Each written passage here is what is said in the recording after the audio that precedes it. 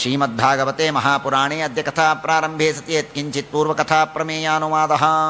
ಬ್ರಹ್ಮದೇವರು ಸೃಷ್ಟಿಯನ್ನು ಮಾಡುವುದಕ್ಕಾಗಿ ಭಗವಂತನ ನಾಭಿಯಿಂದ ಹೊರಬಂದ ಬ್ರಹ್ಮದೇವರು ಭಗವಂತನ ಸ್ತೋತ್ರವನ್ನು ಮಾಡ್ತಾರೆ. ಭಗವಂತನ ಅನುಗ್ರಹದಿಂದ ಎಲ್ಲ ತತ್ವಗಳ ಸೃಷ್ಟಿ, ಬ್ರಹ್ಮಾಂಡದ ಸೃಷ್ಟಿ, ಎಲ್ಲ ಸೃಷ್ಟಿಯಾದ ಮೇಲೆ ನಾನಾ ತರಹದ ಜೀವರಾಶಿಗಳನ್ನು ಬ್ರಹ್ಮದೇವರು ಸೃಷ್ಟಿ ಮಾಡ್ತಾರೆ. ಯಾವ ಸೃಷ್ಟಿಯಿಂದಲೂ ಮನಸ್ಸು ಪರಿಪೂರ್ಣವಾಗದೇ ಇದ್ದಾಗ ಬ್ರಹ್ಮದೇವರ ದೇಹವೇ ಎರಡು ಭಾಗವಾಗಿ ಶತರೂಪ ಮತ್ತು ಸ್ವಯಂಭುವ ಮನು ಎಂಬ ಇಬ್ಬರು ಗಂಡು ಹೆಣ್ಣುಗಳು ಅಲ್ಲಿ ಹುಟ್ಟುತ್ತಾರೆ. ಆ ಸ್ವಯಂಭುವ ಮನುವಿನ ಪ್ರಾರ್ಥನೆಯಂತೆ ಭೂಮಿಯನ್ನು ಉದ್ಧಾರ ಮಾಡುವುದಕ್ಕಾಗಿ ಭಗವಂತನಲ್ಲಿ ಪ್ರಾರ್ಥನೆ ಮಾಡಿದಾಗ ಬ್ರಹ್ಮದೇವರ ಮೂಗಿನಿಂದ ಬಂದಂತಹ ಆ ವರಾಹರೂಪಿಯಾದಂತಹ ಭಗವಂತ ಬೃಹದಾಕಾರವಾಗಿ ಬೆಳೆದು ಹಿರಣ್ಯಾಕ್ಷನ ಸಂಹಾರವನ್ನು ಮಾಡಿ ಭೂಮಿಯನ್ನು ಉದ್ಧರಣ ಮಾಡಿದ ಎಂಬುದನ್ನು ತಿಳಿದಿದ್ದೇವೆ. ಇದಾದ ಮೇಲೆ ಸ್ವಯಂಭುವ ಮನುವಿನ ಕಥೆಯನ್ನು ವಿಸ್ತಾರವಾಗಿ ಹೇಳಿ ಎಂಬುದಾಗಿ ಪ್ರಾರ್ಥನೆಯನ್ನು ಮಾಡ್ತಾರೆ. ಅದಕ್ಕಿಂತಲೂ ಮೊದಲು ಇನ್ನೂ ಕೆಲವು ಸೃಷ್ಟಿಗಳು ಇದೆ, ಅದರ ಬಗ್ಗೆ ತಿಳಿಸ್ತೇನೆ ಅಂತ ತಿಳಿಸ್ತಾರೆ. ಸಂಕ್ಷೇಪದಲ್ಲಿ ಅದನ್ನು ತಿಳಿಯೋಣ. ಬ್ರಹ್ಮದೇವರು 3 ರೂಪವನ್ನು ತೆಗೆದುಕೊಳ್ತಾರೆ. ಒಂದು ತಮೋರೂಪ, ಬ್ರಹ್ಮದೇವರ ನೆರಳು, ಕಪ್ಪು ರೂಪ. ಮತ್ತೊಂದು ಪ್ರಭಾರೂಪ, ಬೆಳ್ಳಗಿನ ರೂಪ. ಮತ್ತೊಂದು ಸಂಧ್ಯಾರೂಪ, ಬೆಳಗ್ಗೆ ಮತ್ತು ರಾತ್ರಿಯ ಮಧ್ಯದಲ್ಲಿ ಇರುವಂತಹ ಸಂಧ್ಯಾಕಾಲ, ಅದರ ರೂಪವನ್ನು ತೆಗೆದುಕೊಳ್ತಾರೆ. ಬ್ರಹ್ಮದೇವರ ಆ ಛಾಯೆ ನೆರಳಿರುತ್ತಲ್ಲ, ಆ ನೆರಳಿನಿಂದ ಅವಿದ್ಯೆ ಹುಟ್ಟತ್ತೆ. ಆ ಅವಿದ್ಯೆ ಹುಟ್ಟಿದಾಗ ಅನೇಕ ಜನ ಅದರಿಂದ ಹುಟ್ಟುತ್ತಾರೆ. ಅನೇಕ ಜನ ಹುಟ್ಟಿದರೆ ಆ ಕತ್ತಲಿಂದ ಹುಟ್ಟಿದಂತಹ ಜನರೆಲ್ಲ ಏನು ಮಾಡ್ತಾರೆ ಅಂದರೆ ಈ ಬ್ರಹ್ಮದೇವರನ್ನೇ ತಿನ್ನೋದಕ್ಕೆ ಬರ್ತಾರೆ. ಬ್ರಹ್ಮದೇವರನ್ನೇ ತಿನ್ನೋದಕ್ಕೆ ಬರ್ತಾರೆ. ಜಕ್ಷತ ಜಕ್ಷತ ಜಕ್ಷತ ಅಂದರೆ ತಿನ್ನಿ ಅಂತ ಅರ್ಥ ಸಂಸ್ಕೃತದಲ್ಲಿ. ಕೆಲವರೆಲ್ಲ ಜಕ್ಷತ ಜಕ್ಷತ ಅಂತ ಅಂತಾರೆ, ತಿನ್ನಿ ತಿನ್ನಿ ಆ ಬ್ರಹ್ಮನನ್ನ ಅಂತ. ಇನ್ನು ಕೆಲವರು ಮಾರಕ್ಷತ, ಅವನನ್ನು ಬಿಡಬೇಡಿ ಬಿಡಬೇಡಿ ಅಂತ ಕೆಲವರಂತಾರೆ. ಆಗ ಬ್ರಹ್ಮದೇವರು, ಏನು ಹುಚ್ಚರಿದ್ದೀರೋ ನೀವೆಲ್ಲ ನನ್ನ ಮಕ್ಕಳು, ನನ್ನಿಂದ ಹುಟ್ಟಿದ್ದೀರಿ, ನನ್ನನ್ನೇ ತಿಂತೀರಲ್ಲ ಅಂತ ಬೈದು ಅವರನ್ನು ಸುಮ್ಮನೆ ಮಾಡಿಸ್ತಾರೆ. ಯಾರು ಜಕ್ಷತ ಜಕ್ಷತ ಅಂತಂದಿದ್ರೋ ಅವರೇ ಯಕ್ಷರಾಗ್ತಾರೆ. ಯಾರು ಮಾರಕ್ಷತ ಮಾರಕ್ಷತ ಅಂತಂದಿದ್ರೋ ಅವರು ರಾಕ್ಷಸರಾಗ್ತಾರೆ ಎಂಬುದಾಗಿ ತಿಳಿಸ್ತಾರೆ. ಆ ಬ್ರಹ್ಮದೇವರ ತಮೋರೂಪದಿಂದ ಹುಟ್ಟಿದವರು ರಾಕ್ಷಸರು. ಬ್ರಹ್ಮದೇವರ ಪ್ರಭಾ, ಬೆಳಕು, ಆ ಬೆಳಕಿನಿಂದ ಹುಟ್ಟಿದವರು ದೇವತೆಗಳು. ಇಲ್ಲೆಲ್ಲ ಬ್ರಹ್ಮದೇವರ ರೂಪ ಅಂದರೆ ಬ್ರಹ್ಮದೇವರ ಒರಿಜಿನಲ್ ಶರೀರ ಏನಿತ್ತೋ ಹಾಗೇ ಇತ್ತು. ಅದರ ಮೇಲೆ ಮತ್ತೊಂದು ರೂಪವನ್ನು ಬ್ರಹ್ಮದೇವರು ತೆಗೆದುಕೊಂಡು ಆ ರೂಪವನ್ನು ತ್ಯಾಗ ಮಾಡ್ತಾರೆ. ರಾತ್ರಿಯನ್ನು ಅಸುರರು ಸ್ವೀಕಾರ ಮಾಡಿದರು ಅನ್ನೋದಕ್ಕೆ ಅರ್ಥ ಏನು? ರಾತ್ರಿಗೆ ಅಸುರರು ಅಭಿಮಾನಿಗಳು. ಹಗಲನ್ನು ದೇವತೆಗಳು ಸ್ವೀಕಾರ ಮಾಡಿದರು ಅಂದರೆ ಹಗಲಿಗೆ ದೇವತೆಗಳು ಅಭಿಮಾನಿಗಳು ಅಂತ ಅರ್ಥವೇ ಹೊರತು ಬೇರೆ ಏನಲ್ಲ. ಆಮೇಲೆ ಬ್ರಹ್ಮದೇವರ ತೊಡೆಯಿಂದ ಒಂದು ಸುಂದರವಾದ ಸ್ತ್ರೀ ರೂಪ ಹುಟ್ಟತ್ತೆ. ಆ ಸುಂದರವಾದ ಸ್ತ್ರೀ ರೂಪ ಹುಟ್ಟತ್ತೆ. ಆ ಸ್ತ್ರೀ ರೂಪದಿಂದ ಅಸುರರೆಲ್ಲ ಹುಟ್ಟುತ್ತಾರೆ. ಆ ಹುಟ್ಟಿದ ಅಸುರರು ಎಷ್ಟು ವಿಚಿತ್ರ ಅಂದರೆ ಬ್ರಹ್ಮದೇವರನ್ನು ನೀವು ನನ್ನ ಮದುವೆಯಾಗಿ ಅಂತ ಎಲ್ಲರೂ ಬ್ರಹ್ಮದೇವರನ್ನೇ ಮದುವೆಯಾಗೋದಕ್ಕೆ ಹೊರಡ್ತಾರೆ. ಬ್ರಹ್ಮದೇವರು ಇವರೇ ಏನೋ ತಮಾಷೆ ಮಾಡ್ತಾ ಇದ್ದಾರೆ ಅಂತ ಮೊದಲು ನಗುತ್ತಾರೆ, ಅವರು ಬಿಡೋದಿಲ್ಲ. ಬ್ರಹ್ಮದೇವರ ಬೆನ್ನು ಹತ್ತಿ ಬರ್ತಾರೆ. ಆಗ ಬ್ರಹ್ಮದೇವರು ಭಗವಂತನ ಪ್ರಾರ್ಥನೆಯನ್ನು ಮಾಡಿದಾಗ ಈ ನಿನ್ನ ಏನು ಸುಂದರ ಸ್ತ್ರೀ ರೂಪ ಇದೆಯೋ ಇದನ್ನು ಬಿಟ್ಟು ಬಿಡು ಅಂತ ಹೇಳ್ತಾರೆ. ಬ್ರಹ್ಮದೇವರು ಆ ಸ್ತ್ರೀ ರೂಪವನ್ನು ತ್ಯಾಗ ಮಾಡ್ತಾರೆ. ಅದನ್ನೇ ಸಂಧ್ಯಾ ಕಾಲಕ್ಕೆ ಅದು ಅಭಿಮಾನಿ ದೇವತೆ. ಹಾಗಾಗಿ ಅದನ್ನು ಅಸುರರು ಸ್ವೀಕಾರ ಮಾಡ್ತಾರೆ. ಇಲ್ಲಿ ಬ್ರಹ್ಮದೇವರಿಗೆ ಅಜ್ಞಾನ ಆಗಲಿ, ಬ್ರಹ್ಮದೇವರು ಹೋಗಿ ದೇವರನ್ನು ಬೇಡಿಕೊಂಡದ್ದಾಗಲಿ ಇದೆಲ್ಲ ಯಾಕೆ ಅಂದರೆ ಕೇವಲ ಭಗವಂತನ ಪ್ರೀತಿಗಾಗಿ. ಬ್ರಹ್ಮದೇವರಿಗೆ ಈ ಅಸುರರನ್ನು ಸೋಲಿಸುವ ಶಕ್ತಿ ಇಲ್ಲ ಅಂತಾಗಲಿ, ಅಥವಾ ಅದರಿಂದ ಪರಿಹಾರ ಹೇಗೆ ಮಾಡಿಕೊಳ್ಳಬೇಕು ಅನ್ನುವ ಜ್ಞಾನ ಇಲ್ಲ ಅಂತಾಗಲಿ ಸರ್ವಥಾ ಅಲ್ಲ. ಜಾನನ್ನಪಿ ಸಮರ್ಥೋಪಿ ಕ್ವಚಿತ್ ಬ್ರಹ್ಮ ಹರೇ ಪ್ರಿಯಂ ಜ್ಞಾತ್ವಾ ಕರೋತಿ ಕರ್ಮಾಣಿ ಅಜ್ಞವಚ್ಚಾಪ್ಯಶಕ್ತವತ್. ದೇವರು ಹೇಳಿರ್ತಾನೆ, ಯಾವಾಗಲೂ ನೀನು ಭಾರಿ ಶಾಣೆ ಅಂತ ತೋರಿಸ್ಕೋಬೇಡ, ಸ್ವಲ್ಪ ಆಗಾಗ ನನ್ನ ಪ್ರೀತಿಗಾಗಿ ನೀನು ಅಜ್ಞಾನವನ್ನು ತೋರಿಸು ಅಂತ ಹೇಳಿದ್ದಕ್ಕೆ ಬ್ರಹ್ಮದೇವರು ಆ ರೀತಿಯಾಗಿ ಮಾಡಿದ್ದಾರೆ ಹೊರತು ಅವರಿಗೆ ಸರ್ವಥಾ ಅಜ್ಞಾನ ಇಲ್ಲ. ಆಮೇಲೆ ಮತ್ತೊಂದು ವಿಚಿತ್ರ ರೂಪವನ್ನು ತೆಗೆದುಕೊಳ್ತಾರೆ ಬ್ರಹ್ಮದೇವರು. ಬ್ರಹ್ಮದೇವರು ಎಷ್ಟು ಸುಂದರ ರೂಪವನ್ನು ತೆಗೆದುಕೊಳ್ತಾರೆ ಅಂದರೆ ತಮ್ಮ ರೂಪವನ್ನು ನೋಡಿ ಅವರಿಗೇ ಭಾರಿ ಖುಷಿಯಾಗತ್ತೆ. ಭಾರಿ ಖುಷಿಯಾಗಿ ಒಳ್ಳೆ ಅಲಂಕಾರ ಮಾಡಿಕೊಳ್ತಾರೆ. ತಮ್ಮ ಮೈಯನ್ನು ತಾವೇ ಮೂಸಿ ನೋಡ್ತಾರೆ. ಆಹಾ, ಎಷ್ಟು ಚೆನ್ನಾಗಿದ್ದೇನೆ, ಎಷ್ಟು ಚೆನ್ನಾಗಿದ್ದೇನೆ ಅಂತನ್ನುವಂತಹ ಒಂದು ರೂಪವನ್ನು ತೆಗೆದುಕೊಳ್ತಾರೆ. ಆ ರೂಪದಿಂದ ಹುಟ್ಟಿದವರೇ ಗಂಧರ್ವರು ಮತ್ತು ಅಪ್ಸರಾಸ್ತ್ರೀಯರು. ಹಾಗಾಗಿ ಆ ಅಪ್ಸರಾಸ್ತ್ರೀಯರ ರೂಪವನ್ನು ಮಾಡ್ತಾರೆ. ಅದು ಜ್ಯೋತ್ಸ್ನಾ ಅಂತ ಬೆಳದಿಂಗಳಿಗೆ ಅಭಿಮಾನಿಯಾದಂತಹ ರೂಪ. ಆಮೇಲೆ ಬ್ರಹ್ಮದೇವರಿಗೆ ಆಲಸ್ಯ ಬರುತ್ತೆ, ಆಕಳಿಸ್ತಾರೆ, ಜೋರಾಗಿ ಆಕಳಿಸ್ತಾರೆ. ಬ್ರಹ್ಮದೇವರು ಆಕಳಿಸಿದಾಗ ಹುಟ್ಟಿದವರೇನೆ ಭೂತ ಮತ್ತು ಪಿಶಾಚಗಳು. ಆಕಳಿಕೆಯಿಂದ ಭೂತ ಮತ್ತು ಪಿಶಾಚಗಳನ್ನು ಸೃಷ್ಟಿ ಮಾಡ್ತಾರೆ, ಅದರಿಂದ ನಿದ್ರಾದಿಗಳು ಬರುತ್ತೆ. ಆಮೇಲೆ ಬ್ರಹ್ಮದೇವರು ಒಮ್ಮೆ ನನಗೆ ಎಷ್ಟು ಸಮೃದ್ಧಿ ಇದೆಯಪ್ಪ, ಬೇಕಾದಷ್ಟು ಅನ್ನ ಇದೆ, ಊರ್ಜಸ್ವಂತಂ, ನನಗೆ ಬೇಕಾದಷ್ಟು ಅನ್ನದ ಸಮೃದ್ಧಿ ಇದೆ ಅಂತ ಅಂದುಕೊಳ್ತಾರೆ.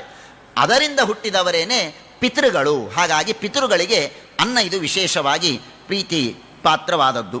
ಬ್ರಹ್ಮದೇವರು ಅಂತರ್ಧಾನರಾಗ್ತಾರೆ. ಅಂತರ್ಧಾನರಾದಾಗ ಹುಟ್ಟಿದವರೇನೆ ವಿದ್ಯಾಧರರು, ಸಿದ್ಧರು. ಹೀಗಾಗಿ ವಿದ್ಯಾಧರ ಸಿದ್ಧರಿಗೆ ಅಂತರ್ಧಾನ ಶಕ್ತಿ ಇರುತ್ತೆ, ಅವರು ಎಲ್ಲಿಯಾದರೂ ಓಡಾಡಬಹುದು. ಆಮೇಲೆ ಇನ್ನೊಮ್ಮೆ ಬ್ರಹ್ಮದೇವರು ತಮ್ಮಷ್ಟಕ್ಕೆ ತಾವೇ ಕನ್ನಡಿಯನ್ನು ನೋಡ್ತಾ ನಿಲ್ತಾರೆ. ಕನ್ನಡಿಯನ್ನು ನೋಡಿಕೊಳ್ತಾ ಅಲಂಕಾರ ಮಾಡಿಕೊಳ್ತಾರೆ. ತಾವೇ ಬಹಳ ಸುಂದರವಾಗಿ ಕನ್ನಡಿಯನ್ನು ನೋಡಿ ಅಲಂಕಾರ ಮಾಡಿಕೊಳ್ತಾ ನಿಲ್ತಾರಂತೆ. ಆ ಅಲಂಕಾರ ಮಾಡಿಕೊಂಡಂತಹ ಆ ಬ್ರಹ್ಮದೇವರ ಏನು ಕನ್ನಡಿಯ ರೂಪ ಇದೆಯೋ ಅದರಿಂದ ಹುಟ್ಟಿದವರೇನೆ ಕಿಂಪುರುಷರು ಮತ್ತು ಕಿನ್ನರರು. ಕಿಂಪುರುಷ ಮತ್ತು ಕಿನ್ನರರು ಇವರು ಅಲಂಕಾರ ಪ್ರಿಯರು. ಹಾಗಾಗಿ ಕಿಂಪುರುಷ ಕಿನ್ನರರು ಅಲ್ಲಿ ಹುಟ್ಟುತ್ತಾರೆ. ಈ ಕಿಂಪುರುಷ ಕಿನ್ನರರು ಪ್ರತಿನಿತ್ಯ ಉಷಕ್ಕಾಲದಲ್ಲಿ ಎದ್ದು ಬ್ರಹ್ಮದೇವರ ಸ್ತೋತ್ರ ಮಾಡೋದು ಇವರ ಕೆಲಸವಂತೆ. ಆ ಕೆಲಸವನ್ನು ಅವರು ಮಾಡ್ತಾರೆ. ಆಮೇಲೆ ಬ್ರಹ್ಮದೇವರು ಒಮ್ಮೆ ಮಲ್ಕೊಂಡ್ಬಿಟ್ರೆ, ಹಾಗೆ ಮಲಗಿಕೊಂಡಾಗ ಅವರ ತಲೆಯಿಂದ ದೊಡ್ಡ ಕೂದಲುಗಳು ಬೆಳೆಯಲಿಕ್ಕೆ ಶುರುವಾಯಿತು. ಇದ್ದಕ್ಕಿದ್ದಾಗೆ ಉದ್ದ ಕೂದಲುಗಳು ಬಂತು. ಆ ಉದ್ದ ಕೂದಲುಗಳು ಬಂತಲ್ಲ, ಆ ಕೂದಲಿಂದ ಹುಟ್ಟಿದವರೇನೆ ಸರ್ಪಗಳು. ಆ ಕೂದಲೆಲ್ಲ ಇದ್ದಕ್ಕಿದ್ದ ಹಾಗೆ ಕೆಳಗೆ ಬಿದ್ದಾಗ ಅಲ್ಲಿಂದ ಹುಟ್ಟಿದವೇ ಅಹಿಗಳು. ಅಹಿ ಬೇರೆ, ಸರ್ಪ ಬೇರೆ. ಅನೇಕ ಹೆಡೆಗಳಿದ್ದರೆ ಅದು ಸರ್ಪ, ಇಲ್ಲದೇ ಇದ್ದರೆ ಅಹಿ ಅಂತ ಕರೀತಾರೆ ಅಂತ ವ್ಯತ್ಯಾಸ ಇದೆ. ಹೀಗೆ ಅವುಗಳೆಲ್ಲ ಹುಟ್ಟಿದ್ದಾರೆ. ಕೊನೆಗೆ ಬ್ರಹ್ಮದೇವರು ಒಂದು ದಿನ ಬಹಳ ಸಂತೋಷದಿಂದ ಕೂತಿದ್ರು, ಕೃತಕೃತ್ಯ. ಏನೋ ಅವತ್ತು ಭಾರಿ ಆನಂದ ಆಯಿತು, ಸಂತೋಷದಿಂದ ಕೂತಿದ್ರು. ಆವಾಗ ಹುಟ್ಟಿದವರೇನೆ ಮನುಷ್ಯರು. ಹಾಗಾಗಿ ಮನುಷ್ಯರ ಸೃಷ್ಟಿ ಅಂತನ್ನೋದು ಬ್ರಹ್ಮದೇವರ ಸಂತೋಷದಿಂದ, ಕೃತಕೃತ್ಯತಾ ಭಾವದಿಂದ ಹುಟ್ಟಿದಂತಹ ಸೃಷ್ಟಿ. ಇದು ಮನುಷ್ಯರ ಸೃಷ್ಟಿ. ಮನುಷ್ಯ ದೇಹದಲ್ಲಿ ಮಾಡುವಂತಹ ಸಾಧನೆ, ಅಲ್ಲಿರುವಂತಹ ಅನುಕೂಲತೆಗಳು ಇನ್ಯಾವ ಯೋನಿಗಳಲ್ಲೂ ಇಲ್ಲ. ಬ್ರಹ್ಮದೇವರು ಇದನ್ನು ಸೃಷ್ಟಿ ಮಾಡಿದ ಮೇಲೆ ಕೃತಕೃತ್ಯ, ಆಯ್ತಪ್ಪ, ಭಾಳ ಸಂತೋಷ ಆಯಿತು, ದೇವರು ಹೇಳಿದ ಎಲ್ಲ ಕೆಲಸ ಮುಗಿದ ಹಾಗೆ, ಮನುಷ್ಯನನ್ನು ಸೃಷ್ಟಿ ಮಾಡಿದ್ದೇನಲ್ಲ, ಇನ್ನೇನು ಬೇಕು ಅನ್ನುವ ರೀತಿಯಲ್ಲಿ ಮನುಷ್ಯರ ಸೃಷ್ಟಿಯನ್ನು ಮಾಡಿದ್ದಾರೆ. ಆಮೇಲೆ ಬ್ರಹ್ಮದೇವರು ತಪಸ್ಸು ಸಮಾಧಿಯಲ್ಲಿ ಇದ್ದಾಗ ಆ ರೂಪದಿಂದ ಹುಟ್ಟಿದವರೇನೆ ಋಷಿಗಳು ಎಂಬುದಾಗಿ ತಿಳಿಸಿಕೊಡ್ತಾರೆ. ಹೀಗೆ ಬ್ರಹ್ಮದೇವರು ಮತ್ತನೇಕ ಸೃಷ್ಟಿಗಳನ್ನು ಮಾಡಿದ್ದಾರೆ. ಆಮೇಲೆ ಆ ಕರ್ದಮ ಮನುವಿನ ವಂಶವನ್ನು ತಿಳಿಸಿಕೊಡ್ತಾರೆ. ಸ್ವಯಂಭುವ ಮನು ಕರ್ದಮರಿಗೆ ಬ್ರಹ್ಮದೇವರು ಆದೇಶ ಮಾಡಿದ್ದಾರೆ. ಕರ್ದಮ ಪ್ರಜಾಪತಿಗಳು ಬ್ರಹ್ಮದೇವರು ಸ್ವಯಂಭುವ ಮನುವಿಗೂ ಆದೇಶ ಮಾಡಿದ್ದಾನೆ ಪ್ರಜೆಗಳ ಸೃಷ್ಟಿಯನ್ನು ಮಾಡುವಂಥ. ಈ ಕಡೆಗೆ ಕರ್ದಮರಿಗೂ ತಪಸ್ಸನ್ನು, ಪ್ರಜೆಗಳ ಸೃಷ್ಟಿಗಾಗಿ ತಪಸ್ಸನ್ನು ಮಾಡು ಅಂತ ಹೇಳಿದ್ದಾರೆ. ಕರ್ದಮ ಋಷಿಗಳು ಸರಸ್ವತಿ ನದಿಯ ದಂಡೆ ಮೇಲೆ ಸುಮಾರು 10,000 ವರ್ಷಗಳ ಕಾಲ ತಪಸ್ಸು ಮಾಡಿದ್ದಾರೆ. 10,000 ವರ್ಷಗಳ ಕಾಲ ಭಗವಂತನನ್ನು ಕುರಿತು ತಪಸ್ಸನ್ನು ಮಾಡಿದ್ದಾರೆ. ತಪಸ್ಸನ್ನು ಮಾಡಿದಾಗ ಭಗವಂತ ಅಲ್ಲಿ ಪ್ರತ್ಯಕ್ಷನಾಗಿದ್ದಾನೆ. ಶುಭ್ರವರ್ಣದ ಭಗವಂತ. ಕೃತಯುಗದಲ್ಲಿ ಭಗವಂತನ ವರ್ಣ ಬಿಳಿ ಬಣ್ಣ. ದ್ವಾಪರ ಯುಗದಲ್ಲಿ ಹೇಗೆ ನಾವು ಶ್ಯಾಮವರ್ಣ, ಕೃಷ್ಣವರ್ಣ ಅಂತ ಕರಿತೇವಲ್ಲ, ಹಾಗೆ ಕೃತಯುಗದ ಭಗವಂತ ಶುಕ್ಲವರ್ಣದ ಭಗವಂತ. ಅವನು ಅಲ್ಲಿ ಪ್ರತ್ಯಕ್ಷನಾಗಿದ್ದಾನೆ. ಗರುಡನ ಮೇಲೆ ಕುಳಿತುಕೊಂಡು ಅಲ್ಲಿ ಬಂದಿದ್ದಾನೆ. ಕರ್ದಮ ಋಷಿಗಳು ಸ್ತೋತ್ರವನ್ನು ಮಾಡ್ತಾರೆ, ಬಹಳ ಸುಂದರವಾದ ಸ್ತೋತ್ರವನ್ನು ಮಾಡ್ತಾರೆ. ಏಮಾಯ ಯಾತೆ ಹತಚೇತಸಸ್ತ್ವತ್ಪಾದಾರವಿಂದಂ ಭವ ಸಿಂಧುಪೋತಂ ಉಪಾಸತೆ ಕಾಮಲವಾಯ ತೇಷಾಂ ರಾಶೀಶ ಕಾಮಾನ್ನಿರಯೇಪಿ ಯೇ ಸ್ಯುಃ. ಯಾವ ನಿನ್ನ ಪಾದ ಕಮಲಗಳ ಧ್ಯಾನ ಮಾಡಿದರೆ, ಉಪಾಸನೆ ಮಾಡಿದರೆ ಇಡೀ ದೊಡ್ಡದಾದ ಸಂಸಾರ ಸಾಗರವನ್ನೇ ದಾಟಬಹುದೋ ಅಂತಹ ನಿನ್ನನ್ನು ಕಾಮಲವಾಯ, ಏನೇನೋ ಸಣ್ಣ ಸಣ್ಣ ಕಾರಣಕ್ಕಾಗಿ ಭಜನೆ ಮಾಡ್ತಾರೆ. ಸಣ್ಣ ಸಣ್ಣ ಕಾರಣಕ್ಕಾಗಿ ಭಜನೆ ಮಾಡ್ತಾರೆ. ಅದು ಬೇಕು, ಇದು ಬೇಕು ಅಂತ ಏನೇನೋ ಕೇಳ್ತಾರೆ.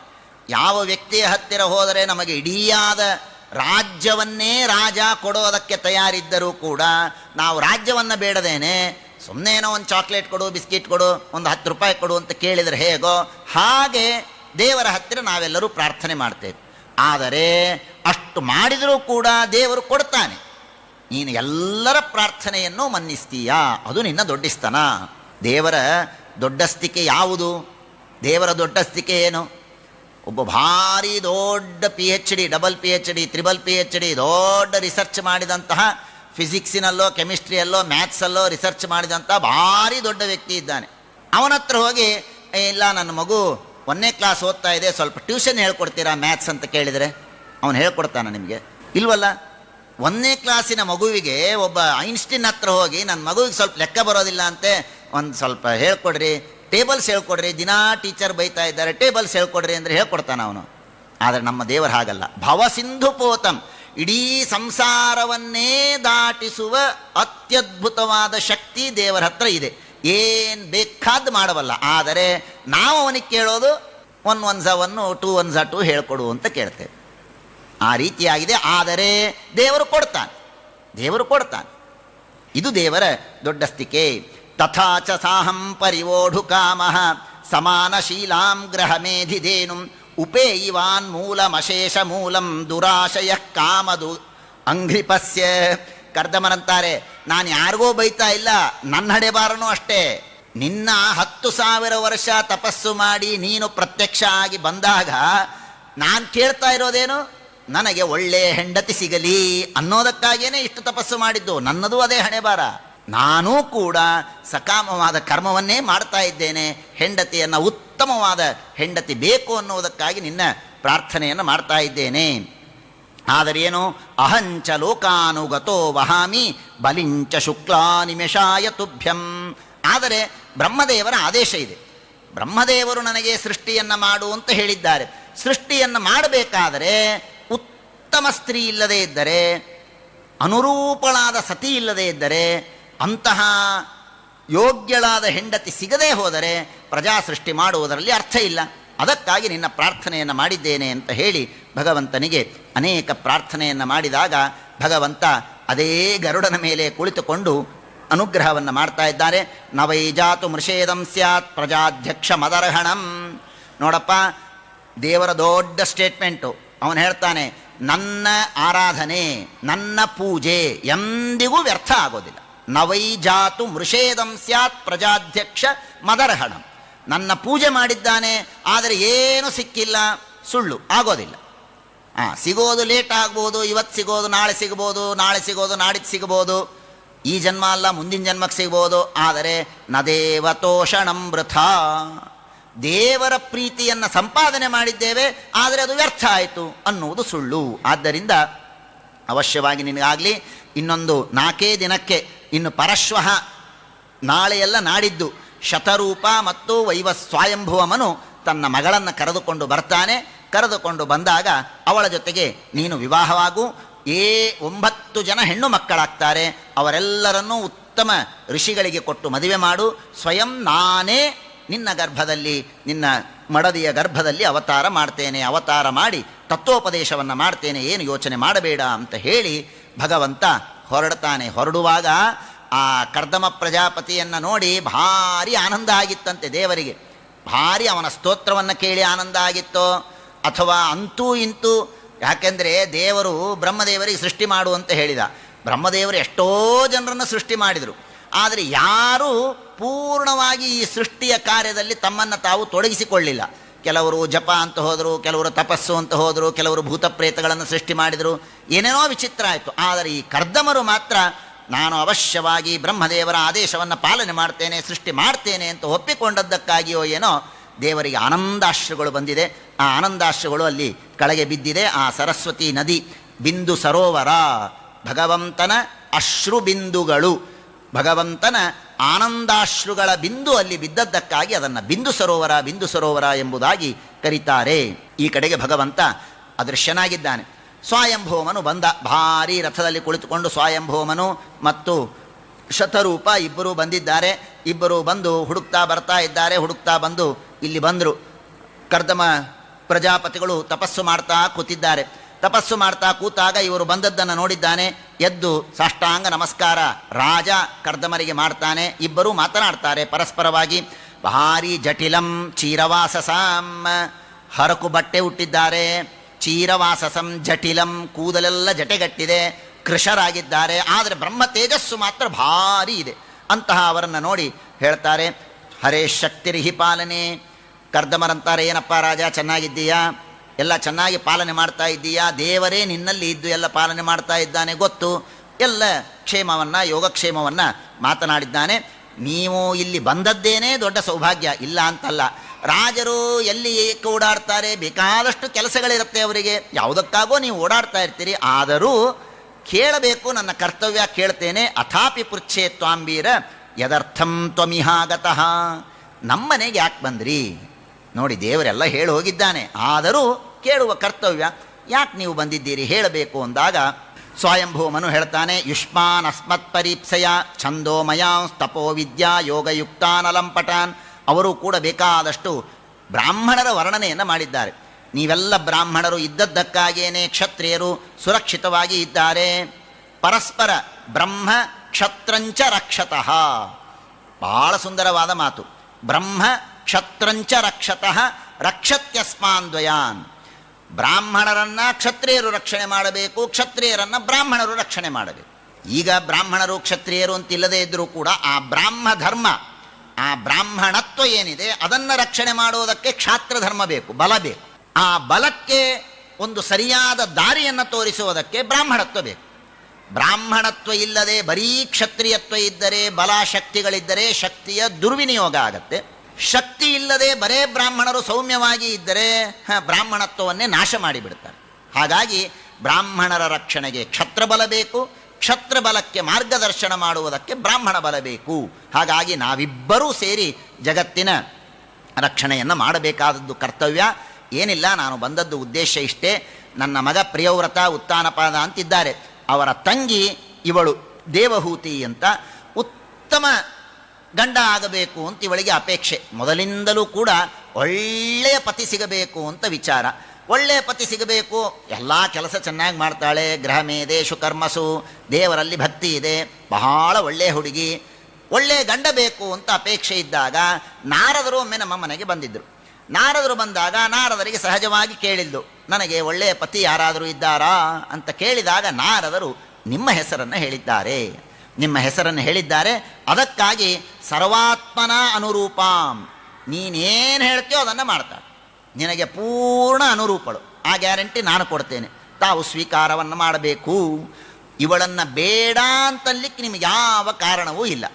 ಅಷ್ಟು ಒಳ್ಳೆಯ ಹುಡುಗಿ ಇದ್ದಾಳೆ, ಅವಶ್ಯವಾಗಿ ಸ್ವೀಕಾರ ಮಾಡಬೇಕು ಅಂತಂದಾಗ ಋಷಿಗಳಂತಾರೆ, ಹೌದು, ನಾನು ವಿವಾಹ ಆಗಬೇಕು ಅಂತೆ ಅಪೇಕ್ಷೆ ಪಟ್ಟಿದ್ದೆ, ಆಗ್ಬಿಡ್ಲಿ. ಆದ್ಯೋ ವೈವಾಹಿಕೋ ವಿಧಿಹಿ, ಆದ್ಯೋ ವೈವಾಹಿಕೋ ವಿಧಿಹಿ. ಇಡೀ ಸೃಷ್ಟಿಯಲ್ಲಿ ಮೊಟ್ಟ ಮೊದಲ ಮದುವೆ ಅಂದರೆ ಕರ್ದಮ ಪ್ರಜಾಪತಿಗಳದು ಮತ್ತು ದೇವಹೂತಿದು. ಅಲ್ಲಿಯವರೆಗೆ ಮದುವೆ ಇಲ್ಲ, ಅಲ್ಲಿಯವರೆಗೆ ಮದುವೆ ಅನ್ನುವ ಕಾನ್ಸೆಪ್ಟೇ ಬಂದಿರಲಿಲ್ಲ. ಮೊಟ್ಟ ಮೊದಲ ಮದುವೆ ಅಂದರೆ ಆದ್ಯೋ ವೈವಾಹಿಕೋ ವಿಧಿಹಿ, ಬ್ರಾಹ್ಮ ವಿವಾಹದಿಂದ ಮದುವೆಯಾಗೋಣ ಎಂಬುದಾಗಿ ಹೇಳ್ತಾರೆ. ಅಥೋ ಭಜಿಷ್ಯೇ ಸಮಯೇನ ಸಾಧ್ವಿ. ಆದರೆ ಒಂದು ಕಂಡೀಷನ್, ಮದುವೆ ಆಗ್ತೇನೆ, ಒಂದು ಕಂಡೀಷನ್. ಏನು ಕಂಡೀಷನ್ ಅಂದರೆ, ಇವಳಲ್ಲಿ ಮಕ್ಕಳಾದ ಮೇಲೆ ನಾನಿರೋದಿಲ್ಲ, ನಾನು ತಪಸ್ಸಿಗೆ ಹೋಗಿಬಿಡ್ತೇನೆ. ಹೇಳಿದಾಗ ಸರಿ ಅಂತ ನನಗೆ ಭಗವಂತ ಉಪದೇಶ ಮಾಡಿದ್ದಾನೆ. ಆ ತತ್ವಗಳನ್ನೆಲ್ಲ ನಾನು ಧ್ಯಾನ ಮಾಡ್ತಾ ನನ್ನ ಗತಿಗೆ ನಾನು ಹೋಗಬೇಕು. ಮದುವೆ ಮಕ್ಕಳಾಗುವವರೆಗೆ ಮಾತ್ರ ಇವಳ ಜೊತೆಗೆ ಇರ್ತೇನೆ ಅಂತ ಕರ್ದಮರು ಹೇಳಿದಾಗ ಆಗಬಹುದು ಅಂತಾರೆ. ಸೋನು ಜ್ಞಾತ್ವಾ ವ್ಯವಸಿತಂ ಮಹಿಷ್ಯಾ ದುಹಿತು ಸ್ಫುಟಂ. ನೋಡಿ, ಭಾಗವತ ಎಷ್ಟು ಚೆನ್ನಾಗಿ ಹೇಳುತ್ತೆ. ಇಷ್ಟು ಹೇಳಿದ ಮೇಲೆ ರಾಜ ಸ್ವಯಂಭೂಮನು ಆಗಲಿ ಸ್ವಾಮಿ ಅಂತ ಅನ್ಬೇಕೋ ಇಲ್ಲೋ, ಅನ್ಲಿಲ್ವಂತೆ. ಹೆಂಡತಿ ಮತ್ತು ಮಗಳ ಮುಖ ನೋಡಿದಂತೆ. ಇವರೆಲ್ಲ ಕಂಡೀಷನ್ ನಿಮಗೆ ಒಪ್ಪಿಗೆಯಾ? ನಾರದರೇನೋ ಕರ್ದಮರನ್ನು ವಿವಾಹ ಆಗಬೇಕು ಅಂತಂದ್ಲು, ಅಲ್ಲಿ ಭಾಳ ಚೆನ್ನಾಗಿ ಹ್ಞೂ ಅಂದ್ಬಿಟ್ಲು. ಇಲ್ಲಿ ಬಂದು ಆ ಕರ್ದಮರ ಜಟಿಲವಾದ ದೇಹ, ಕೃಶವಾದ ದೇಹ, ಇದನ್ನೆಲ್ಲ ನೋಡಿ ಮಗಳು ಮನಸ್ಸು ಚೇಂಜ್ ಮಾಡಿಬಿಟ್ಟಿದ್ರೆ, ಅಥವಾ ತಾಯಿಗೆ ಬೇಡ ಅಂತ ಅನಿಸಿದ್ರೆ, ಇಷ್ಟು ಬಡವರಿಗೆ ಹೇಗೆ ಕೊಡೋದು ಅಂತ ಅನಿಸಿದ್ರೆ, ಅದಕ್ಕಾಗಿ ರಾಜ ಮತ್ತೆ ಅವರಿಬ್ಬರ ಮುಖ ನೋಡಿದಂತೆ. ಮಹಿಷ್ಯಾಹ ದುಹಿತುಹು, ಆ ಇಬ್ಬರ ಮುಖವನ್ನು ನೋಡಿ ಏನಮ್ಮ ಒಪ್ಪಿಗೆಯಾ ಅಂತ ಕೇಳಿದಾಗ ಅವರು ಅವಶ್ಯವಾಗಿ ಆಗಲಿ ಅಂತ ಸಂತೋಷದಿಂದ ಇಬ್ಬರು ಒಪ್ಪಿದ್ದಾರಂತೆ. ಮದುವೆಯನ್ನು ಮಾಡಿಕೊಟ್ಟಿದ್ದಾರೆ. ಏನು ಶತರೂಪ, ಏನು ವೈಭವದ ಮದುವೆಯನ್ನು ಮಾಡಿದ್ದಾಳೆ.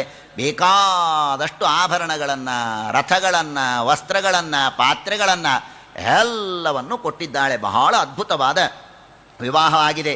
ಅಶಕ್ನುವಂತದ್ವಿರಹಂ ಮುಂಚನ್ ಬಾಷ್ಪಕಲಾಮುಹು. ಆಗ ನೋಡಿ, ಇದು ಹೇಗೆ ಮೊದಲನೆಯ ಮದುವೆಯೋ ಹಾಗೆ ಇದು ಮೊದಲನೆಯ ಅಳು. ಭಾಗವತ ಹೇಳ್ತಾ ಇದೆ, ಅವಳನ್ನು ಬಿಟ್ಟು ಕೊಡಬೇಕಾದರೆ ಶತರೂಪ ಅಳ್ತಾ ಇದ್ದಾಳಂತ. ಅಯ್ಯೋ, ಮಗಳನ್ನು ಬಿಟ್ಟು ಕೊಡ್ತಾ ಇದ್ದೇನಲ್ಲ, ಫಸ್ಟ್ ಕ್ರೈ ಅಂತೇನೋ ಬಂದಿದೆಯಲ್ಲ ಈಗ, ಹಾಗೆ ಇದು ಫಸ್ಟ್ ಕ್ರೈ. ಇದು ಆ ಶತರೂಪ ಅಳ್ತಾ ಇದ್ದಾಳೆ, ಮೊದಲನೆಯ ಅಳು. ಹಾಗಾಗಿ ಬಾಷ್ಪಕಲಾಮುಹು ಆಸಿಂಚ ನಂಬ ವತ್ಸೇತಿ ನೇತ್ರೋದೈರ್ ದುಹಿತುಶಿಖಾಹ. ಅಳತಾ ಇಬ್ಬರು ಆಲಿಂಗನವನ್ನು ಮಾಡಿಕೊಂಡಿದ್ದಾರೆ. ಆಗಲಿ ಅಂತ ಅವರನ್ನು ಬೀಳ್ಕೊಟ್ಟು ರಾಜ ಈ ಕಡೆಗೆ ಬರ್ತಾನೆ. ಸ್ವಯಂಭೂಮನು ಬರ್ಹಿಷ್ಮತಿ ಎಂಬಂತಹ ಪಟ್ಟಣ, ಗಂಗಾ ಯಮುನಾ ಮಧ್ಯದಲ್ಲಿ ಇರುವಂತಹ, ಪ್ರಯಾಗ ಸಂಗಮದಲ್ಲಿ ಇರುವಂತಹ ಒಂದು ದೊಡ್ಡದಾದ ಸ್ಥಳ, ಅದೇ ಅವನ ರಾಜಧಾನಿಯಾಗಿತ್ತು. ಅಲ್ಲಿದ್ದು ವಿಶೇಷವಾಗಿ ಭಗವಂತನ ಆರಾಧನೆಯನ್ನು ಮಾಡಿದ್ದಾನೆ. ಅಷ್ಟು ಮಾತ್ರ ಅಲ್ಲ, ಅವನು ಯಾಗವನ್ನು ಮಾಡಬೇಕಾದರೆ ದೈತ್ಯರೆಲ್ಲ ಬರ್ತಾರೆ. ಆಗ ಈಶಾವಾಸ್ಯ ಉಪನಿಷತ್ತನ್ನು ತಾನು ಕಂಡುಕೊಳ್ತಾನೆ. ಯಜ್ಞನಾಮಕನಾದ ಭಗವಂತ ಅಲ್ಲಿ ಬಂದು ಅವರ ಎಲ್ಲ ಅಸುರರನ್ನು ನಾಶ ಮಾಡಿ ಇವನಿಗೆ ರಕ್ಷಣೆಯನ್ನು ಕೊಡ್ತಾನೆ. ಅಂತಹ ಮಹಾನುಭಾವ.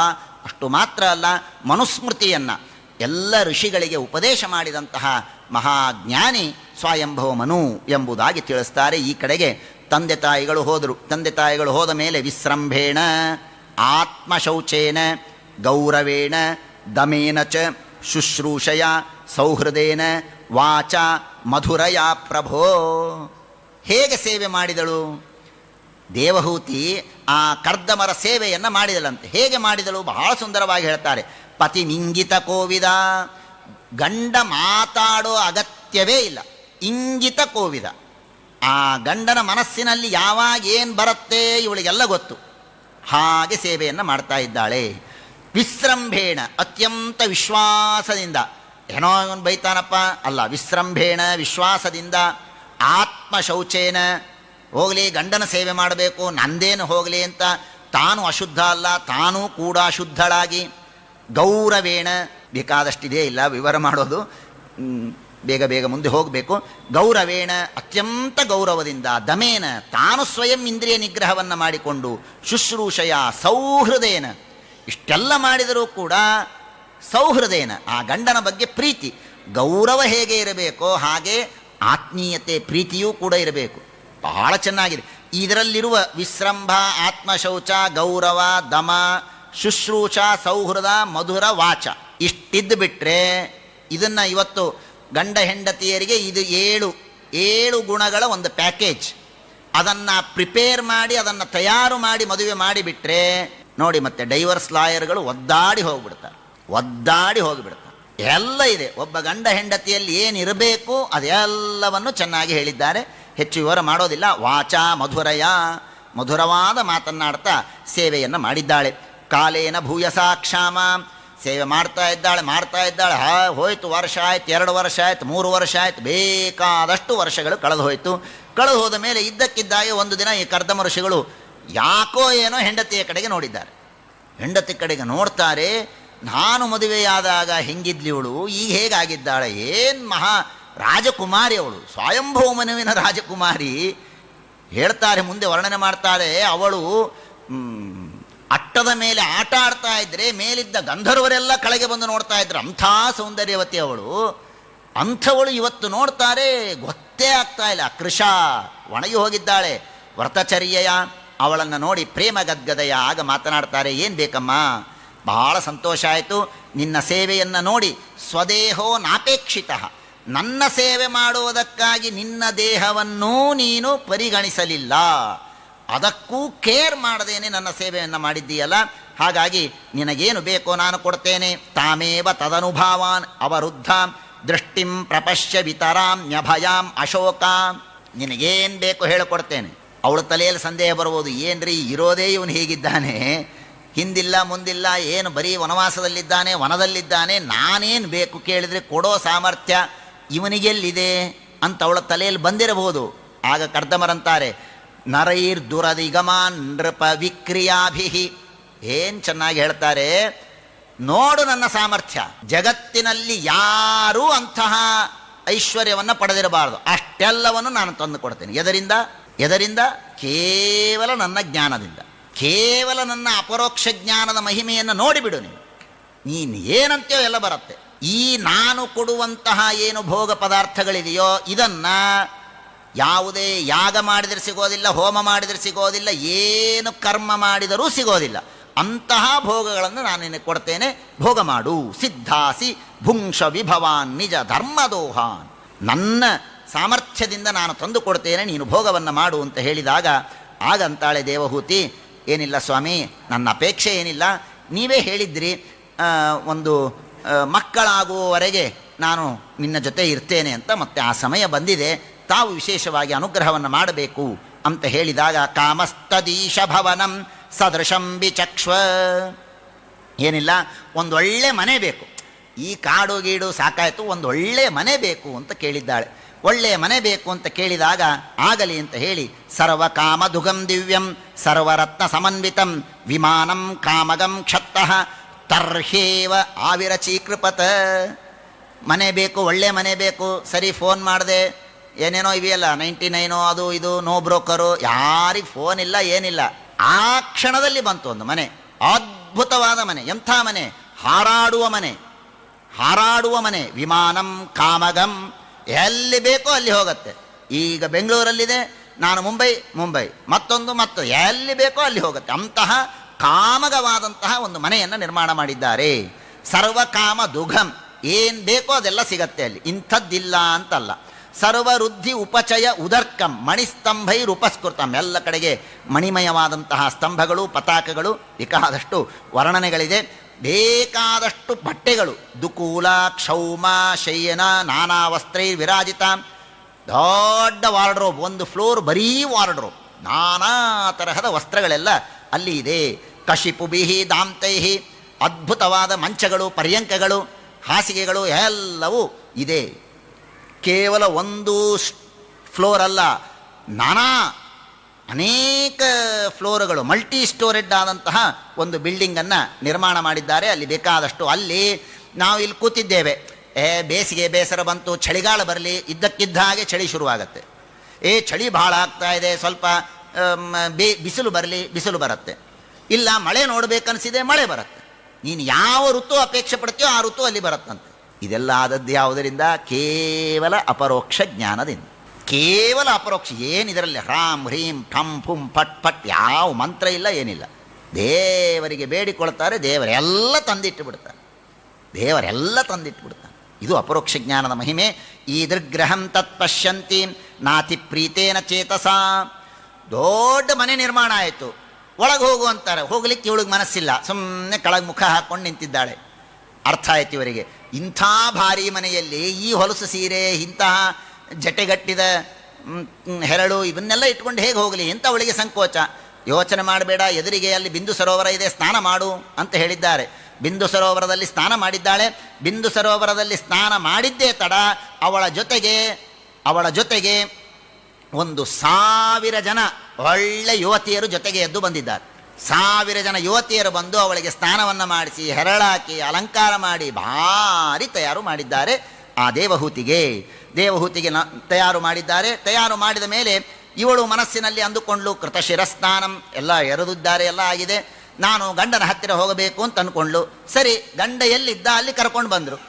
ಈ ಗಂಡ, ಇವನ ಸುತ್ತಲೂ ಅನೇಕ ಸೇವಕ ಸೇವಿಕೆಯರು, ಇವನನ್ನು ಎಲ್ಲರೂ ಸಿದ್ಧ ಮಾಡಿದ್ದಾರೆ. ಸಿದ್ಧ ಮಾಡಿ ಎಲ್ಲ ಭೋಗವನ್ನು ಸಂಶಯಂ ಪ್ರತ್ಯಪದ್ಯತ ಆಗಂತಾಳೆ. ಇದೆಲ್ಲ ನೋಡಿ ಅವಳಿಗೆ ಭಾರಿ ಆಶ್ಚರ್ಯ ಆಯ್ತಂತೆ. ಏನಿದು, ಇಷ್ಟೆಲ್ಲ ಮಹಿಮೆ ಇದೆಯಾ ಜ್ಞಾನದ್ದು, ಇಷ್ಟು ಶಕ್ತಿವಂತರ ಅಂತ ಹೇಳಿ ಆಶ್ಚರ್ಯ ಆಗಿದೆ. ಸರಿ, ಭೋಗ ಮಾಡೋದಕ್ಕೆ ಹೊರಟಿದ್ದಾರೆ, ಅದರಲ್ಲಿ ಕೂತಿದ್ದಾರೆ. ನಾನಾ ತರಹದ ಭೋಗ, ಎಲ್ಲ ಇಡೀ ಜಗತ್ತನ್ನು ಸುತ್ತಿ ಬಂದಿದ್ದಾರೆ. ಇಂಥ ಸ್ಥಳಕ್ಕೆ ಹೋಗಿಲ್ಲ ಅಂತ ಇಲ್ಲ.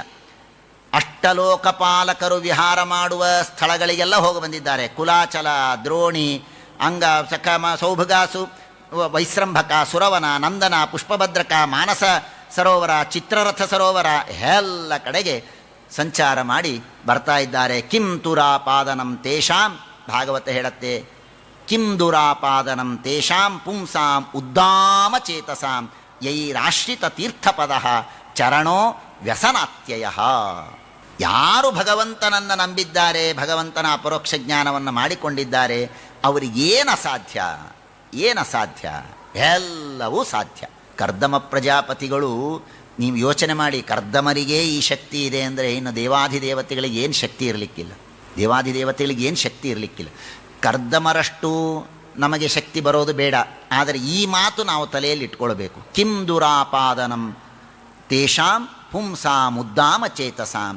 ಭಗವಂತನನ್ನು ನಂಬಿದವರಿಗೆ ಯಾವುದೂ ಅಸಾಧ್ಯವಲ್ಲ, ಯಾವುದೂ ಅಸಾಧ್ಯವಲ್ಲ. ಇವತ್ತು ನಮಗೆ ಈ ದೃಢವಾದ ಭಕ್ತಿ ಬರಲಿಕ್ಕಿಲ್ಲ, ನಿಜ. ಇವತ್ತಿದನ್ನು ಬರೋದಿಲ್ಲ. ಏನೋ ಕೆಲಸ ಆಗಬೇಕಾಗಿದೆ, ದೇವರನ್ನು ನಂಬಿವಿ, ಎಲ್ಲ ಕೆಲಸ ಆಗತ್ತೆ, ವಿಶ್ವಾಸ ನಮಗೆ ಬರಲಿಕ್ಕಿಲ್ಲ. ಆದರೆ ಇದನ್ನು ನಾವು ನಿತ್ಯ ಅಂತ ಇದ್ದರೆ, ನಿತ್ಯವೂ ಇದು ನಮ್ಮ ತಲೆಯಲ್ಲಿದ್ದರೆ, ಅಥವಾ ದೇವರ ಅನುಗ್ರಹ ಯಾರೆಲ್ಲರ ಮೇಲೆ ಆಗಿದೆ ಅದನ್ನು ನೋಡ್ತಾ ಇದ್ದರೆ ನಿಶ್ಚಿತವಾಗಿಯೂ ಬರುತ್ತೆ, ನಿಶ್ಚಿತವಾಗಿಯೂ ಬರುತ್ತೆ. ಕಿಂ ದುರಾಪಾದನಂ ತೇಷಾಂ ಪುಂಸಾಂ ಉದ್ದಾಮ ಚೇತಸಾಂ ಯೈಹಿ ಆಶ್ರಿತ ತೀರ್ಥಪದ ಚರಣೋ ವ್ಯಸನಾತ್ಯಯ. ಮಾಡ್ತಾರೆ. ಒಮ್ಮೆ ಇದ್ದಕ್ಕಿದ್ದಾಗೆ ಮೇಲೆ ಹೋಗಿದ್ದಾರೆ. ಮೇಲೆ ಅಂದ್ರೇನು, ಚಂದ್ರಲೋಕ ಎಲ್ಲ ದಾಟಿ ಮೇಲೆ ಹೋಗಿ ಮೇಲಿನಿಂದ ಕೆಳಗೆ ಬಗ್ಗಿ ತೋರಿಸ್ತಾರಂತೆ. ನೋಡಿಲ್ಲಿ ಭೂಗೋಲವನ್ನು ನೋಡು, ಆ ಪ್ರೇಕ್ಷಯಿತ್ವ ಭುವೋಗೋಲಂ. ಭೂಗೋಲವನ್ನು ನಾವೆಲ್ಲ ಹೇಗೆ ಚಂದ್ರನನ್ನು ನೋಡು, ಸೂರ್ಯನನ್ನು ನೋಡು ಅಂತ ತೋರಿಸ್ತೇವಲ್ಲ ಕೆಳಗೆ ನಿಂತು, ಹಾಗೆ ಅವರು ಮೇಲೆ ಹೋಗಿ ಭೂಮಿಯನ್ನು ನೋಡು ಅಂತ ತೋರಿಸ್ತಾ ಇದ್ದಾರೆ. ಬೇಕಾದಷ್ಟು ಶತಂ ವ್ಯತೀಯುಶರದ ಕಾಮಲಾಲಸಯೋರ್ಮುದ. 100 ವರ್ಷಗಳ ಕಾಲ ಭೋಗವನ್ನು ಮಾಡಿದ್ದಾರೆ. 100 ವರ್ಷಗಳ ಕಾಲ ಎಲ್ಲ ಕಡೆಗೆ ಭೋಗವನ್ನು ಮಾಡಿದ ಮೇಲೆ ಆಮೇಲೆ ಅವರಲ್ಲಿ 9 ಜನ ಹೆಣ್ಣು ಮಕ್ಕಳಾಗ್ತಾ ಇದ್ದಾರೆ. 9 ಜನ ಹೆಣ್ಣು ಮಕ್ಕಳನ್ನು ಹಡೆದಿದ್ದಾರೆ. 9 ಜನ ಹೆಣ್ಣು ಮಕ್ಕಳಾಯಿದ್ರು. ಆದ ತಕ್ಷಣ ಹೊರಟು ಬಿಟ್ರು ಇವರು ಕರ್ದಮರು, ನಾನು ಹೋಗಿ ಬರ್ತೇನೆ. ಆಗ ಅವಳು ಮತ್ತೆ ಸಂಕೋಚ ಮಾಡಿಕೊಂಡ್ಳು. ಆಗ ಅವರಿಗೆ ಅರ್ಥ ಆಯಿತು, ಸರಿ ಗಂಡು ಸಂತಾನ ಆಗಬೇಕಲ್ಲ ಅಂತ ವಿಚಾರ ಮಾಡಿ 2 ಹೇಳಿದ್ಲವಳು. ಒಂದು ಗಂಡು ಸಂತಾನ ಆಗಬೇಕು, ಇನ್ನೊಂದು ಬರೀ ಹೆಣ್ಮಕ್ಳನ್ನ ಹಡೆದು ಹೋಗ್ಬಿಟ್ರಾಯ್ತಾ, ಅವರಿಗೆಲ್ಲ ಒಳ್ಳೆಯ ವರ ಬೇಕಲ್ಲ, ಮದುವೆ ಮಾಡಿಕೊಡಬೇಕು, ಅದು ನಿಮ್ಮ ಜವಾಬ್ದಾರಿ.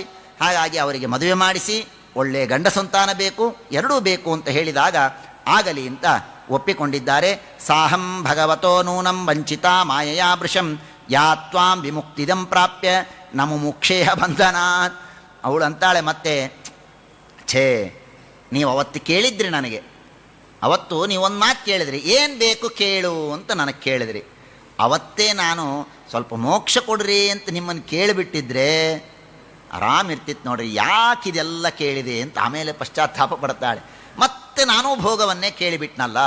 ಇದೆಲ್ಲ ನಿನ್ನೆ ಹೇಳಿದ್ದೇನೆ ನಾನು. ಇವರೆಲ್ಲರೂ ಕೂಡ ಆಧಿಕಾರಿಕರು. ಇವರಿಗೆ ಅವರವರಿಗೆ ಅಪೇಕ್ಷಿತವಾದ, ಅವರವರಿಗೆ ನಿರ್ದಿಷ್ಟವಾದ ಕರ್ತವ್ಯ ಕರ್ಮಗಳನ್ನು ಮಾಡುವುದಕ್ಕಾಗಿ ಅಪೇಕ್ಷೆಯನ್ನು ಪಡೋದು ತಪ್ಪಲ್ಲ.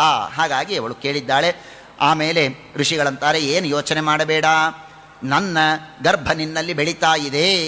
ಭಗವಂತ ಅವತಾರ ಮಾಡ್ತಾನೆ, ನಿನಗೆ ತತ್ವೋಪದೇಶವನ್ನು ಮಾಡ್ತಾನೆ, ಏನು ಯೋಚನೆ ಮಾಡಬೇಡ ಅಂತ ಹೇಳಿದಾಗ ಭಗವಂತ ಅಲ್ಲಿ ಸಾಕ್ಷಾತ್ ಆ ಕರ್ದಮ ಪ್ರಜಾಪತಿಯ ಮೂಲಕ ದೇವಹೂತಿಯ ಗರ್ಭದಲ್ಲಿ ಬೆಳೀತಾ ಇದ್ದಾನೆ. ಬ್ರಹ್ಮಾದಿ ದೇವತೆಗಳೆಲ್ಲ ಬರ್ತಾರೆ. ಬ್ರಹ್ಮಾದಿ ದೇವತೆಗಳೆಲ್ಲ ಬಂದು ಗರ್ಭಸ್ತುತಿಯನ್ನು ಮಾಡ್ತಾರೆ. ಕೃಷ್ಣಾವತಾರದ ಸಂದರ್ಭದಲ್ಲಿ ಹೇಗೆ ಗರ್ಭಸ್ಥಿತಿ ಇದೆಯೋ ಹಾಗೆ ಗರ್ಭಸ್ತುತಿಯನ್ನು ಮಾಡ್ತಾರೆ. ಅತಸ್ತ್ವಂ ಋಷಿಮುಖ್ಯೇಭ್ಯ ಯಥಾಶೀಲಂ ಯಥಾರುಚಿ ಆತ್ಮಜ ಪರಿದೇಶ್ಯಂಗ ವಿಸ್ತೃಣೀಹಿ ಯಶೋಭುವಿ. ಸ್ತೋತ್ರವನ್ನು ಮಾಡಿ ಅವರಿಗೆ ಹೇಳ್ತಾರೆ, ಕರ್ದಮ ಪ್ರಜಾಪತಿಗಳಿಗೆ, ನನ್ನ ಮಕ್ಕಳಿದ್ದಾರೆ ಋಷಿಗಳೆಲ್ಲ, ಮರೀಚಿ, ಅತ್ರಿ, ಆ 9 ಜನರಿಗೆ ನಿನ್ನ 9 ಜನ ಹೆಣ್ಣು ಮಕ್ಕಳನ್ನು ನೀನು ಕೊಡು ಅಂತ ಬ್ರಹ್ಮದೇವರು ಆದೇಶ ಮಾಡಿದಾಗ ಆಗಲಿ ಅಂತ ಕಲಾ ಅನ್ನುವಳನ್ನು ಮರೀಚಿಗೆ, ಅನುಸೂಯಾಳನ್ನು ಅತ್ರಿಗೆ, ಅಂಗಿರಸರಿಗೆ ಶ್ರದ್ಧಾ ಅನ್ನುವಳನ್ನು, ಆಮೇಲೆ ಪುಲಸ್ತ್ಯರಿಗೆ ಹವಿರ್ಭು ಅನ್ನುವಳನ್ನು, ಪುಲಹರಿಗೆ ಗತಿ ಅನ್ನುವಳನ್ನು, ಕ್ರತುಗೆ ಕ್ರಿಯಾ ಅನ್ನುವಳನ್ನು, ಖ್ಯಾತಿಯನ್ನು ಭೃಗು ಋಷಿಗಳಿಗೆ, ಅರುಂಧತಿಯನ್ನು ವಸಿಷ್ಠರಿಗೆ, ಶಾಂತಿಯನ್ನು ಅಥರ್ವಣ ಋಷಿಗಳಿಗೆ, ಹೀಗೆ ಎಲ್ಲರಿಗೂ ಕೊಟ್ಟು ಮದುವೆಯನ್ನು ಮಾಡಿಕೊಡ್ತಾರೆ. ಈ ಕಡೆಗೆ ಸಾಕ್ಷಾತ್ ಭಗವಂತ ಅವತಾರ ಮಾಡ್ತಾನೆ. ಕರ್ದಮ ಪ್ರಜಾಪತಿಗಳಿಂದ ದೇವಹೂತಿಯಲ್ಲಿ ಭಗವಂತ ಅವತಾರ ಮಾಡಿ ಪ್ರತ್ಯಕ್ಷನಾಗ್ತಾನೆ. ಅವತಾರ ಅಂದರೆ ಭಗವಂತನಿಗೆ ಜನ್ಮ ಇಲ್ಲ, ಕೇವಲ ಅಲ್ಲಿ ಅವತಾರ ಮಾಡ್ತಾನೆ. ಅವತಾರ ಮಾಡಿದಾಗ ಕರ್ದಮ ಪ್ರಜಾಪತಿಗಳು ನಮಸ್ಕಾರವನ್ನು ಮಾಡಿ, ಸ್ವಾಮಿ ನಾನು ಸಾಧನೆಯನ್ನು ಮಾಡಿಕೊಳ್ಳಬೇಕು. ನೋಡಿ, ಮನೆಯಲ್ಲೇನೇ ಮಗ ಹುಟ್ಟಿದ್ದಾನೆ, ಮಗನೇ ಸಾಕ್ಷಾತ್ ಭಗವಂತ, ತತ್ವೋಪದೇಶವನ್ನು ಮಾಡೋದಕ್ಕೇ ಹುಟ್ಟಿದ್ದಾನೆ. ಆದರೂ ಕರ್ದಮರು ಅಲ್ಲಿರಲಿಲ್ಲ. ಮನೆ ಅಂದರೆ ಸಮಸ್ಯೆ ಶುರು. ದೇವರೇ ಹುಟ್ಟಿರಬಹುದು ಮನೆಯಲ್ಲಿ, ಆದರೆ ಮನೆ ಅಂತ ಬಂದರೆ ಮತ್ತೆ ಬಂಧನ. ಹಾಗಾಗಿ ನಾನು ವನಕ್ಕೆ ಹೋಗಿ ತಪಸ್ಸನ್ನು ಮಾಡ್ತೇನೆ ಅಂತ ಹೇಳಿದಾಗ ಭಗವಂತ ಅವಶ್ಯವಾಗಿ ಆಗಲಿ, ತಪಸ್ಸನ್ನು ಮಾಡು ಅಂತ ಆದೇಶವನ್ನು ಮಾಡ್ತಾನೆ. ಆ ಭಗವಂತನಿಗೆ ಪ್ರದಕ್ಷಿಣೆಯನ್ನು ಮಾಡಿಕೊಂಡು ತಪಸ್ಸನ್ನು ಮಾಡಿ ವಿಶೇಷವಾದ ಭಕ್ತಿಯಿಂದ ತಮ್ಮ ಯೋಗ್ಯವಾದ ಗತಿಯನ್ನು ಅವರು ಹೊಂದುತ್ತಾರೆ. ಈ ಕಡೆಗೆ ಒಂದು ದಿನ ತಂದೆ ಹೋಗಿದ್ದಾರೆ, ಇವರೆಲ್ಲ ಮನೆಯಲ್ಲಿ ಇದ್ದಾರೆ. ಒಂದು ದಿನ ಭಗವಂತ ಕೂತಿದ್ದ. ಭಗವಂತ ಕೂತಾಗ ತಾಯಿ ದೇವಹೂತಿ ದೇವರ ಹತ್ತಿರ ಬರ್ತಾಳೆ. ದೇವರ ಹತ್ತಿರ ಬಂದು ಕೇಳ್ತಾಳೆ. ಅವಳಿಗೆ ಬಹಳ ಮನಸ್ಸು ನೋವಾಗಿಬಿಟ್ಟಿರ್ತದೆ. ಮನುಷ್ಯ ಭೋಗ ಮಾಡಬೇಕಾದ್ರೆ ಮಾಡಿಬಿಡ್ತಾನೆ, ಆದರೆ ಸ್ವಲ್ಪ ತಿಳುವಳಿಕೆ ಇದ್ದ ವ್ಯಕ್ತಿ ಇದ್ದ ಅಂದರೆ ಭೋಗ ಮಾಡಿ ಮುಗಿದ ಮೇಲೆ ಅಯ್ಯೋ ಅಂತ ಅನಿಸತ್ತೆ, ಅಯ್ಯೋ ಅಂತ ಅನಿಸತ್ತೆ. ಅಯ್ಯೋ ಯಾಕಾದರೂ ಮಾಡಿದೆ, ಯಾಕಿಷ್ಟು ಮಾಡಬೇಕಾಗಿತ್ತಾ, ಇಷ್ಟು ಅಗತ್ಯ ಇತ್ತಾ ಅಂತ ತಿಳುವಳಿಕೆ ಇದ್ದವರಿಗೆ ಅನಿಸತ್ತೆ. ಹಾಗಾಗಿ ಅವಳಂತಾಳೆ, ನಿರ್ವಿಣ್ಣ ಅತಿತರಾಂ ಭೂಮನ್ ಅಸದಿಂದ್ರಿಯ ತರ್ಪಣ ಏನ ಸಂಭಾವ್ಯಮಾನೇನ ಪ್ರಪನ್ನಾಂಧತಮಃ ಪ್ರಭೋ. ಸ್ವಾಮಿ ಸಾಕಾಯಿತು, ಬಹಳ ಸುಸ್ತಾಯಿತು ನನಗೆ. ಬಹಳ ಅಂದ್ರೇನು, ಬಹಳ ನಿರ್ವಿಣ್ಣಲಾಗಿದ್ದೇನೆ. ಯಾಕೆ? ಅಸದಿಂದ್ರಿಯ ತರ್ಪಣ, ನನ್ನ ಇಂದ್ರಿಯಗಳು ಏನೇನು ಭೋಗ ಮಾಡಬೇಕು ಅಂತ ಅಪೇಕ್ಷೆ ಪಡ್ತೋ ಕೇಳಿದ್ದೆಲ್ಲ ಕೊಟ್ಟೆ, ಕೇಳಿದ್ದೆಲ್ಲ ಕೊಟ್ಟಿದ್ದೇನೆ. ಏನ ಸಂಭಾವ್ಯಮಾನೇನ, ಅದು ಕೇಳ್ತು, ಇವತ್ತಿದು ಬೇಕು ಕೊಡು, ಬೇಕು ಕೊಡು, ಬೇಕು ಕೊಡು. ಸಂಭಾವ್ಯಮಾನ ಅನ್ನೋದ್ರೆ ಅಚ್ಛ ಮಾಡೋದು ಅಂತ ನಮ್ಮ ಭಾಷೆಯಲ್ಲಿ ಹೇಳೋದಾದರೆ ಅಚ್ಛ ಮಾಡೋದು. ಇಂದ್ರಿಯಗಳನ್ನು ಎಷ್ಟು ನಾನು ಲಾಲನೆ ಮಾಡಿದೆ ಅಂದರೆ ಒಂದು ದಿನ ಸ್ಟ್ರಿಕ್ಟ್ ಮಾಡಲೇ ಇಲ್ಲ ಅದಕ್ಕೆ. ಮಕ್ಕಳಿಗೆ ಕೇಳಿದ್ದೆಲ್ಲ ಕೊಡಿಸ್ತಾ ಹೋಗಿ ಕೊಡಿಸ್ತಾ ಹೋಗಿ ಕೊಡಿಸ್ತಾ ಹೋಗಿ ಅವರೇನಂತಾರೆ, ಕೇಳಿದ 2ನೇ ಕ್ಷಣಕ್ಕೆ ಅವರು ಮುಂದೆ ಇಡಿ. ಒಂದು 4-5 ವರ್ಷ ಹಾಗೆ ಮಾಡಿ ಮಕ್ಕಳು ಹೇಗಾಗ್ತಾರೆ, ಎಷ್ಟು ಹಠಮಾರಿಗಳಾಗ್ತಾರೆ. ಹಾಗಾಗಿದೆ ನನ್ನ ಪರಿಸ್ಥಿತಿ ಅಂತ. ಏನ ಸಂಭಾವ್ಯಮಾನೇನ, ಆ ಇಂದ್ರಿಯಗಳು ಬಯಸಿದ್ದನ್ನೆಲ್ಲ ಕೊಟ್ಟು ಕೊಟ್ಟು ಕೊಟ್ಟು ಕೊಟ್ಟು ನನ್ನ ಇಂದ್ರಿಯಗಳನ್ನು ಬೇಕಾದಷ್ಟು ಭೋಗ ಮಾಡಿ ಈಗ ನಿರ್ವಿಣ್ಣಲಾಗಿದ್ದೇನೆ. ಆದ್ದರಿಂದ ಅಥ ಮೇ ದೇವ ಸಮ್ಮೋಹಂ ಅಪಾಕ್ರಷ್ಟುಂ ತ್ವಮಾರ್ಹಸಿ. ಆದ್ದರಿಂದ ನನ್ನ ಈ ಮೋಹವನ್ನು, ನನ್ನ ಅಜ್ಞಾನವನ್ನು ನೀವು ಕಳೆಯಬೇಕು ಅಂತ ಪ್ರಾರ್ಥನೆಯನ್ನು ಮಾಡಿದಾಗ ಆಗ ಭಗವಂತ ಉಪದೇಶ ಮಾಡ್ತಾನೆ. ಕಪಿಲೋಪದೇಶ ಅಂತ ಇದನ್ನು ಕರೀತಾರೆ. ಬಹಳ ಅದ್ಭುತವಾದದ್ದು, ಅಷ್ಟೇ ಕಠಿಣವಾದದ್ದು. ಇವತ್ತು ಕಪಿಲೋಪದೇಶವನ್ನು ಆ ಎಲ್ಲ ಶ್ಲೋಕಗಳನ್ನು ಓದ್ತಾ ಹೋದರೆ ಬಹಳ ಚೆನ್ನಾಗಿದೆ, ಆದರೆ ಅಷ್ಟೇ ಕಠಿಣವಾಗಿದೆ. ಕೇವಲ ಸಾರವನ್ನು ಮಾತ್ರ ಹೇಳ್ತೇನೆ, ಕಪಿಲೋಪದೇಶದ ಸಾರವನ್ನು ಮಾತ್ರ ತಿಳಿಸುವ ಪ್ರಯತ್ನವನ್ನು ಮಾಡ್ತೇನೆ. ಭಗವಂತ ಮೊದಲಿಗೆ ಹೇಳ್ತಾನೆ, ಚೇತಃ ಖಲ್ವಸ್ಯ ಬಂಧಾಯ ಮುಕ್ತಯೇ ಚಾತ್ಮನೋಮುತಂ ಗುಣೇಶು ಸಕ್ತಂ ಬಂಧಾಯ ತೇಷ್ವಸಕ್ತಂ ಹಿ ಮುಕ್ತಯೇ. ನೋಡಮ್ಮ, ಮೊದಲನೇ ನೇಮ ತಿಳ್ಕೊಂಬಿಡು. ಸಾಧನೆ ಮಾಡುವುದಕ್ಕೆ ದ ಬೇಸಿಕ್ ಏನು ಅಂದರೆ ನಮ್ಮ ಮನಸ್ಸು. ಎಲ್ಲ ನಿಂತದ್ದು ನಮ್ಮ ಮನಸ್ಸಿನ ಮೇಲೆ. ಸಾಧನೆಗೆ ಎಲ್ಲ ನಿಂತದ್ದು ಮನಸ್ಸಿನ ಮೇಲೆ. ಈ ಮನಸ್ಸು ಮಾಡಿದರೆ ನಮ್ಮನ್ನು ಮೋಕ್ಷಕ್ಕೂ ಕರ್ಕೊಂಡು ಹೋಗುತ್ತೆ. ಈ ಮನಸ್ಸು ಮಾಡಿದರೆ ನಮ್ಮನ್ನು ಸಂಸಾರಕ್ಕೂ ಹಾಕತ್ತೆ, ನರಕಕ್ಕೂ ಹೋಗುತ್ತೆ. ಹಾಗಾಗಿ ಚೇತಃ ಖಲ್ವಸ್ಯ ಬಂಧಾಯ, ಇದನ್ನು ಎಲ್ಲಿ ಡೈವರ್ಟ್ ಮಾಡ್ತೀಯೋ ಹಾಗೆ ಇದು ಕೆಲಸ ಮಾಡುತ್ತೆ. ಚೇತಃ ಖಲ್ವಸ್ಯ ಏನು ಗುಣೇಶು ಸಕ್ತಂ ಬಂಧಾಯ. ಈ ಸತ್ವರಜಸ್ತಮೋ ಗುಣಗಳು, ಈ ಸಂಸಾರ, ಈ ವಿಷಯಗಳಲ್ಲಿ ಇದನ್ನು ಇಟ್ಟರೆ ಬಂಧನ ಕೊಡುತ್ತೆ. ದೇವರು, ಶಾಸ್ತ್ರ, ವೇದ ಅಂತಂದರೆ ಮೋಕ್ಷ ಕೊಡುತ್ತೆ ಅಷ್ಟೇ. ಮನಸ್ಸಿಗೇನು ಗೊತ್ತಿದೆ, ನೀನೇನು ಮಾಡ್ತೀಯೋ, ಹೇಗೆ ಟ್ರೈನ್ ಮಾಡ್ತೀಯೋ ಹಾಗಾಗತ್ತದು. ಮನಸ್ಸು ಅನ್ನೋದು ಒಂದು ರೋಬೋಟ್ ಇದ್ದ ಹಾಗೆ, ಅದರಲ್ಲಿ ಪ್ರೋಗ್ರಾಮಿಂಗ್ ನೀವೇನು ಹಾಕ್ತಿರೋ ಹಾಗೆ ಕೆಲಸ ಮಾಡುತ್ತದು ಅಷ್ಟೇ. ಒಳ್ಳೆಯ ಪ್ರೋಗ್ರಾಮಿಂಗ್ ಮಾಡಿದ್ರೆ ಅದರ ಪ್ರಕಾರ ಕೆಲಸ ಮಾಡುತ್ತೆ. ಹಾಗೆ ಇದೆ ಮನಸ್ಸು. ಆದ್ದರಿಂದ ಈ ಮನಸ್ಸು ಹಾಗಿದೆ. ಈ ಮನಸ್ಸಿನ ಸಮಸ್ಯೆ ಏನು ಗೊತ್ತಾ? ಅಹಂ ಮಮಾಭಿಮಾನೋತ್ತೈ ಕಾಮಲೋಭಾದಿ ಬಿರ್ಮಲೈ ವೀತಂ ಯದಾ ಮನಃಶುದ್ಧಂ ಅದುಃಖಂ ಅಸುಖಂ ಸಮಂ. ಬೇಕಾದಷ್ಟೆಲ್ಲ ಇದೆ.